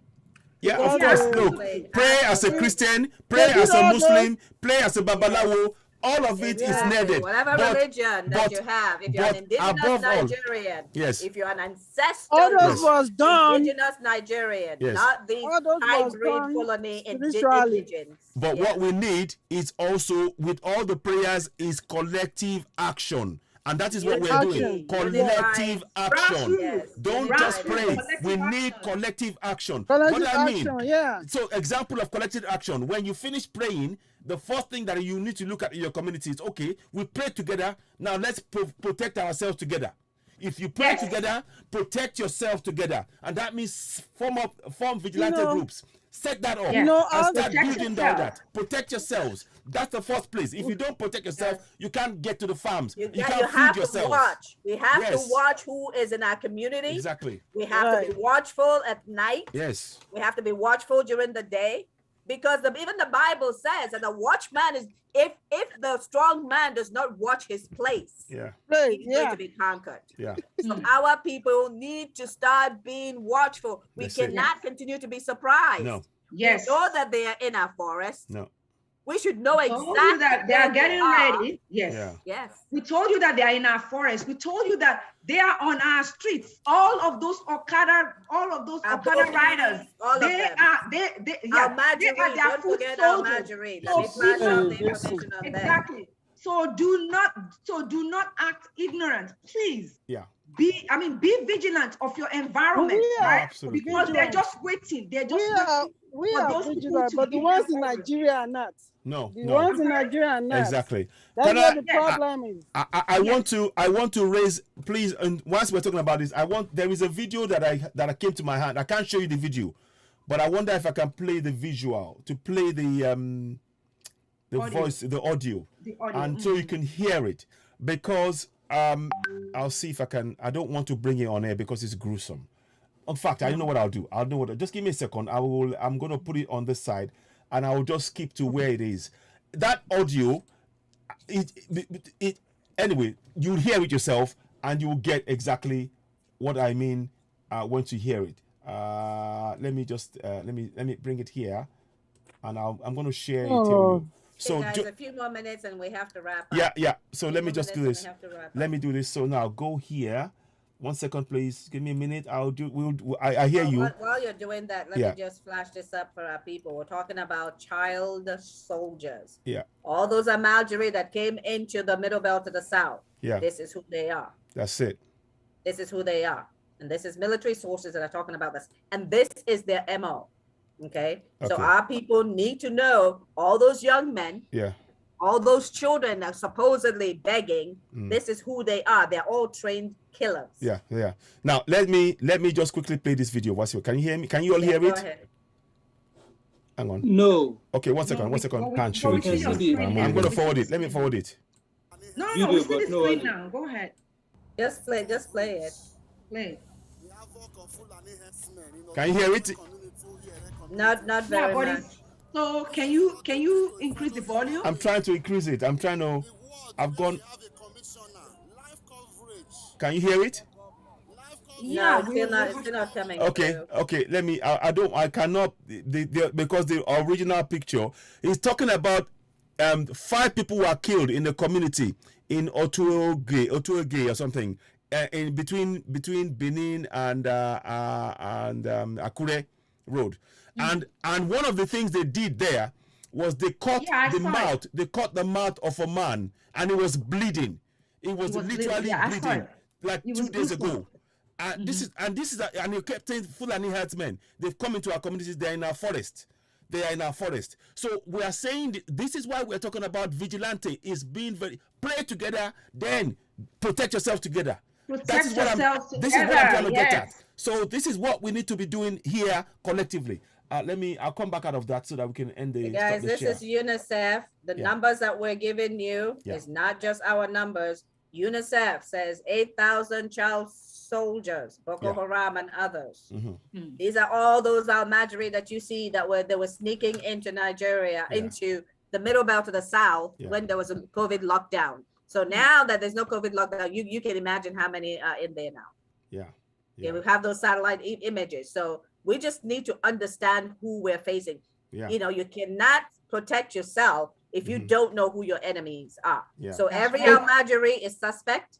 All of those are bokies and young people. They're all suspect. Yeah. And I'm sure there's some good ones in there, but we know from all the information coming from the military intelligence, from intelligence from overseas, that these people are being trained to be killers. Yeah. And that's why they have been taken to the Middle Belt, to the south.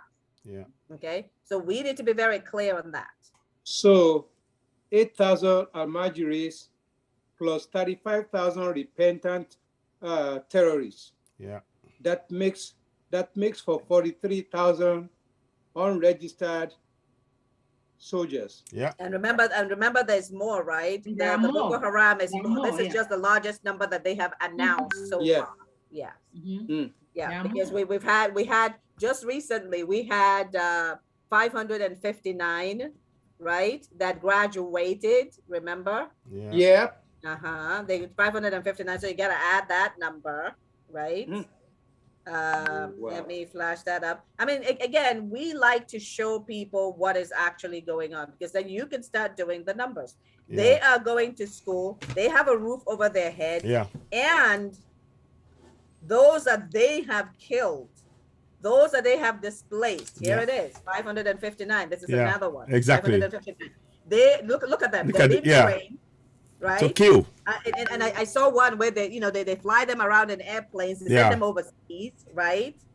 Yeah, this is what they do. While we have victims, folks in IDP living in squalid conditions, and people are over here talking about herder-farmer conflict. They're talking about herder-farmer. The world. How can it's unbelievable that people can actually believe in that. And let me flash this up. Let me flash something else up so you guys understand what's going on. You know, they're not even hiding what they're doing anymore. Okay. No, they're not. They're not even hiding. Here it is. Because the government themselves ultimatum to Benue indigents, prelude to repeat of 2018 massacre. This is March 14th. They've given an ultimatum that they better give up their land. Right? Here it is. March 14, 2022. Yeah. They're going to do a repeat of 2018 because the Buhari Fulani-led government gives them the immunity. They allow them to carry guns, and they allow them to kill with impunity, to kill, destroy with impunity. That's what's going on. I mean, this is clearly documented. Yeah. This is clearly documented. And the wall to say that they don't, if the wall says that they don't know, it's a lie. Yeah. It's a lie. The information is out there. We're pulling it together for them to see. Yeah. Right? It's a lie. It would be a clear, bold-faced lie. Yeah.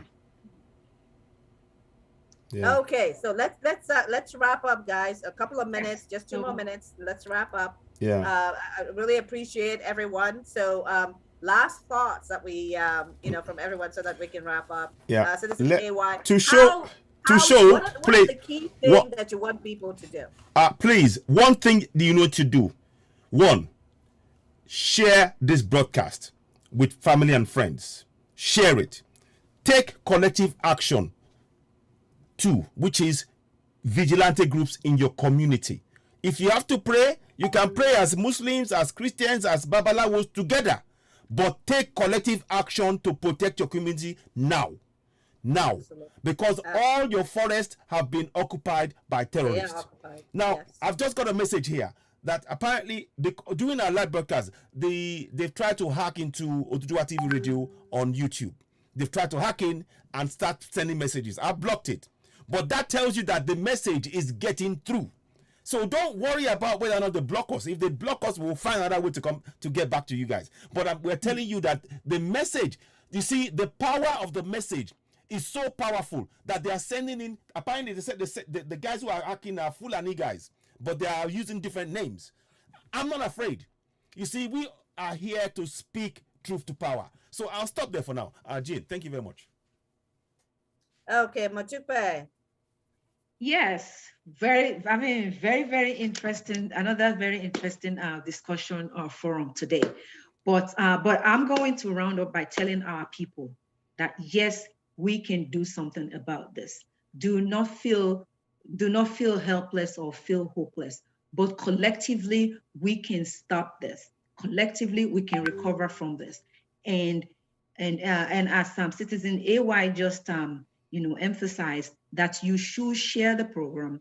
You should also talk about the content of it, discuss it with your families and your friends, and make sure that and I'm going to add that, make sure that you share the links to the petition. Yes. I mean to the two petitions, the Ominira Yoruba petition and also the Nina's petition, so that those can be so that those can be signed, so that they know that there is unity, that the people collectively are saying enough. People collectively are saying that we're going to end this rogue administration, this plan to grab our land, this plan to kill our people, this plan to to take over our assets, and this plan to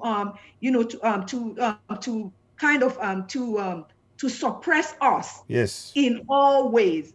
We are not going to sit down and fold our hands and let it go, on. So we are going to, collectively, we have taken a stand, really, not that we're going to take it. We're taking a stand, collective stand. And we will stand our ground. That's it. Thank you. Thank you so much. Okay, Stephen, what? Thank you. We need to recognize that throughout the annals of our ancient and even recent history, we have been religiously manipulated, Absolutely. Very much so, politically, suppressed and oppressed economically by no one but the Fulani hegemony that are not even indigenous to Nigeria. They are partners overseas. Yes, while covering the wounds with bandage of crumbs that our politicians are jumping at. The question is, where do we go from here? We know we are going to the promised land of our ancestry. How do we get there? By educating and re-educating our youths that their future is being mortgaged by those 25,000 naira crumbs. Exactly. The sooner they wake up to smell the coffee, the better it is for them.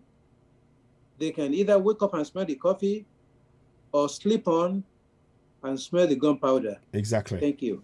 Thank you. Thank you very much. Thank you very much.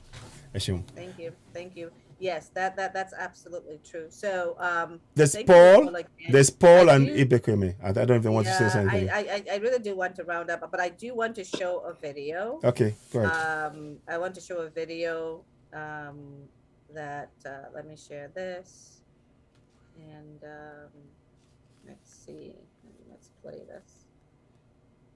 But not without telling you to make up your mind and defend your portion. Yala, do what? When God gives you your portion, you defend your portion. God could have planted you in the United States, or he planted you here. This is your portion. And he could ask you to get out of your father's house and go to so place. That is your portion. But where he has planted, you must be defended. And listen to me. And I say this with all sense of seriousness and responsibility. If an opportunity comes for you to vote, whether in a referendum or in an election, please vote according to your choice. Vote according to your will.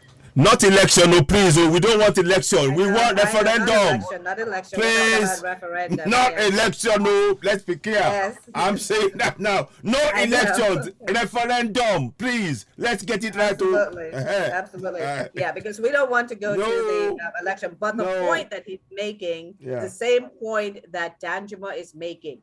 We must defend our land. We must stop the ethnic cleansing. We have to. We need to go to referendum. We don't need elections right now. We need referendum. What we need in Nigeria is referendum. What we need is for the Fulani-led government to understand that the indigenous nations are nations. Indeed. Indeed. And that they cannot come into these nations and create apartheid, allow the killing of massive amounts of people, allow the wholesale poverty of over 50% of the people so that they can take over the land, right? Our people need to understand that it can be done. Yeah. It can be done. We can rid ourselves of this apartheid, of this genocide, and it's up to us to do what we need to do, whatever it is that we need to do. Indeed. Yes, they've taken away your guns, but we have traditional methods of protecting ourselves. Let's start talking about it. Let's look at Ukraine. They took Molotov cocktails. They just put the thing in the bottle. They put the thing, they lit it, and they threw it at tanks. At tanks. We can defend ourselves. Do not think that it cannot be done because just kerosene, regular oil. I'm just saying we have things to defend ourselves. Absolutely. Do not feel that just because they have guns, just because the government has that given we are them powerless. guns, No, we're not. Okay, as the Fulani husband said, guns don't come from cows. No. Well, in this case, if we continue buying those cows, let's talk about that. Yeah. Indigenous Nigerians, stop buying Fulani cows because that's the money used to purchase the guns that killed the person that you're trying to bury. That's it. Stop it. Indeed. And let's not even talk about the things that they do with those cows, the sexual relations that they have with those cows. Yeah, it's sick. You don't want to eat that. No. When we talk about you living in stupors because of whatever it is that you're eating from that. I mean, that's just the most disgusting thing. Yeah. Is to see that over and over and over and over again as things that they do. So again, there is hope. Yeah, there is. We must unite as the alliance from the Middle Belt to the South. That's correct. And we can help our Hausa brothers later. Yeah. But for right now, we need to reclaim our sovereignty. Yeah. Ukraine is trying to keep its sovereignty. We want to reclaim ours. And we want to, I'm sure you guys, I'm not sure if you guys followed up with Prince William and his wife visit to the Caribbean. And where they're saying, we want the United Kingdom to stop lording it over us. The queen cannot be our queen. No way, exactly. They want their independence. Exactly. So indigenous Nigerians are now calling out for their independence, for the self-determination, but we are the ones that need to take the action. The letters that need to get written, all the groups, the letters that need to get written to the UN Human Rights Council, that needs to get written to the ICC so they can actually do the work that they're supposed to be doing. Yeah.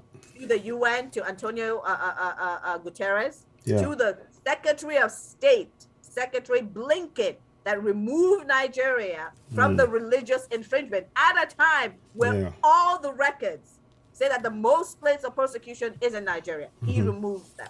There's a problem there. Yeah. We know that Biden stood behind South Africa. We need to have President Biden and his administration understand that the indigenous Nigerians are in the same situation, though they're not colonial masters per se that are white, but these are colonial Fulanis Very much with so. their backers overseas who have created this apartheid and continue to allow the killing of innocent children. Indeed. To continue to allow the starving of millions, tens of millions of innocent children. Indeed. So that's our job to do. And that's you, me, and everyone in the indigenous nations. And then we're calling on the rest of the world. We're calling on our African brothers and sisters to stand by us like that we stood with South Africa. Yeah. Okay, we're calling on Ghana to stand by us because Ghana is experiencing the same problem. Ghana, you guys, they're going to be coming heavy. If they capture Nigeria, you're next. Go down. You will go down. Central African Republic, all the West African countries. Yeah. You need to understand that the Fulani is a menace. Yeah. And they do things the same way. They go, they capture, and then they strike. Because they're brutalizing, they're terrorizing. Indeed. They come with Boko Haram. Yeah. Okay, and they come with ISIS and ISWAP. But if we must unite in West Africa, there was somebody that showed up a map of Africa, and guess what? When you look at West Africa and across that whole band, That's where you have the rainforest. Yeah. The rest of the areas have different levels of desert. Even in Yeah. Nigeria, you know, you have the part up top, right? Yeah. Where they have staked their claim. Now they want to capture the rainforest. They want to come, yeah. So guys, thank you all very much for Thank you. And next week, let's start doing our research. It's the Yeah. UK connection to what's Yeah. going on in Nigeria. And like I said, I do have that video. I'll send it out to you guys. Please so send it out. Send it you out. guys can watch it and Yeah. see, you know, the false narrative about corruption. Yeah. Because that's not what's going on in Nigeria, as we have shown. There is an invasion. There's a conquest plan. Exactly. There's a jihad. And so we're calling on everyone to do their part to save lives and to restore the sovereignty of these indigenous nations. Indeed. Thank you all very much again. Thank you. And Thank you. see you same time, same place next week. Saturday. Yeah. Saturday the 16th. Yeah. Okay. Thank you all. Take care Thank now. you. Bye. Thank you. Thank you. Bye bye. Bye-bye. Bye bye everyone. Bye. Okay. So now I'm gonna say thank you to you all here. We're gonna end the program on this end. Thank you. I'm gonna end the broadcast live now. Thanks for watching. You've been watching Freedom from Nigeria in association with Udua TV Radio and JNJ Media. All of us, we're here to bring you information to make you wake up. So I say good night and see you all next week. Thank you for watching. I am Citizen AY. Bye for now. Bye everyone. Bye. Bye. Okay, one more. Okay, so just bring that down. So I'm going to quickly come back in. You will see me. Let me just, I'll say bye-bye for now. And we will be back later on. Let me just end it here. Sorry about that. And I'll come back later. I'll be back later on. I just want to make sure I got everything.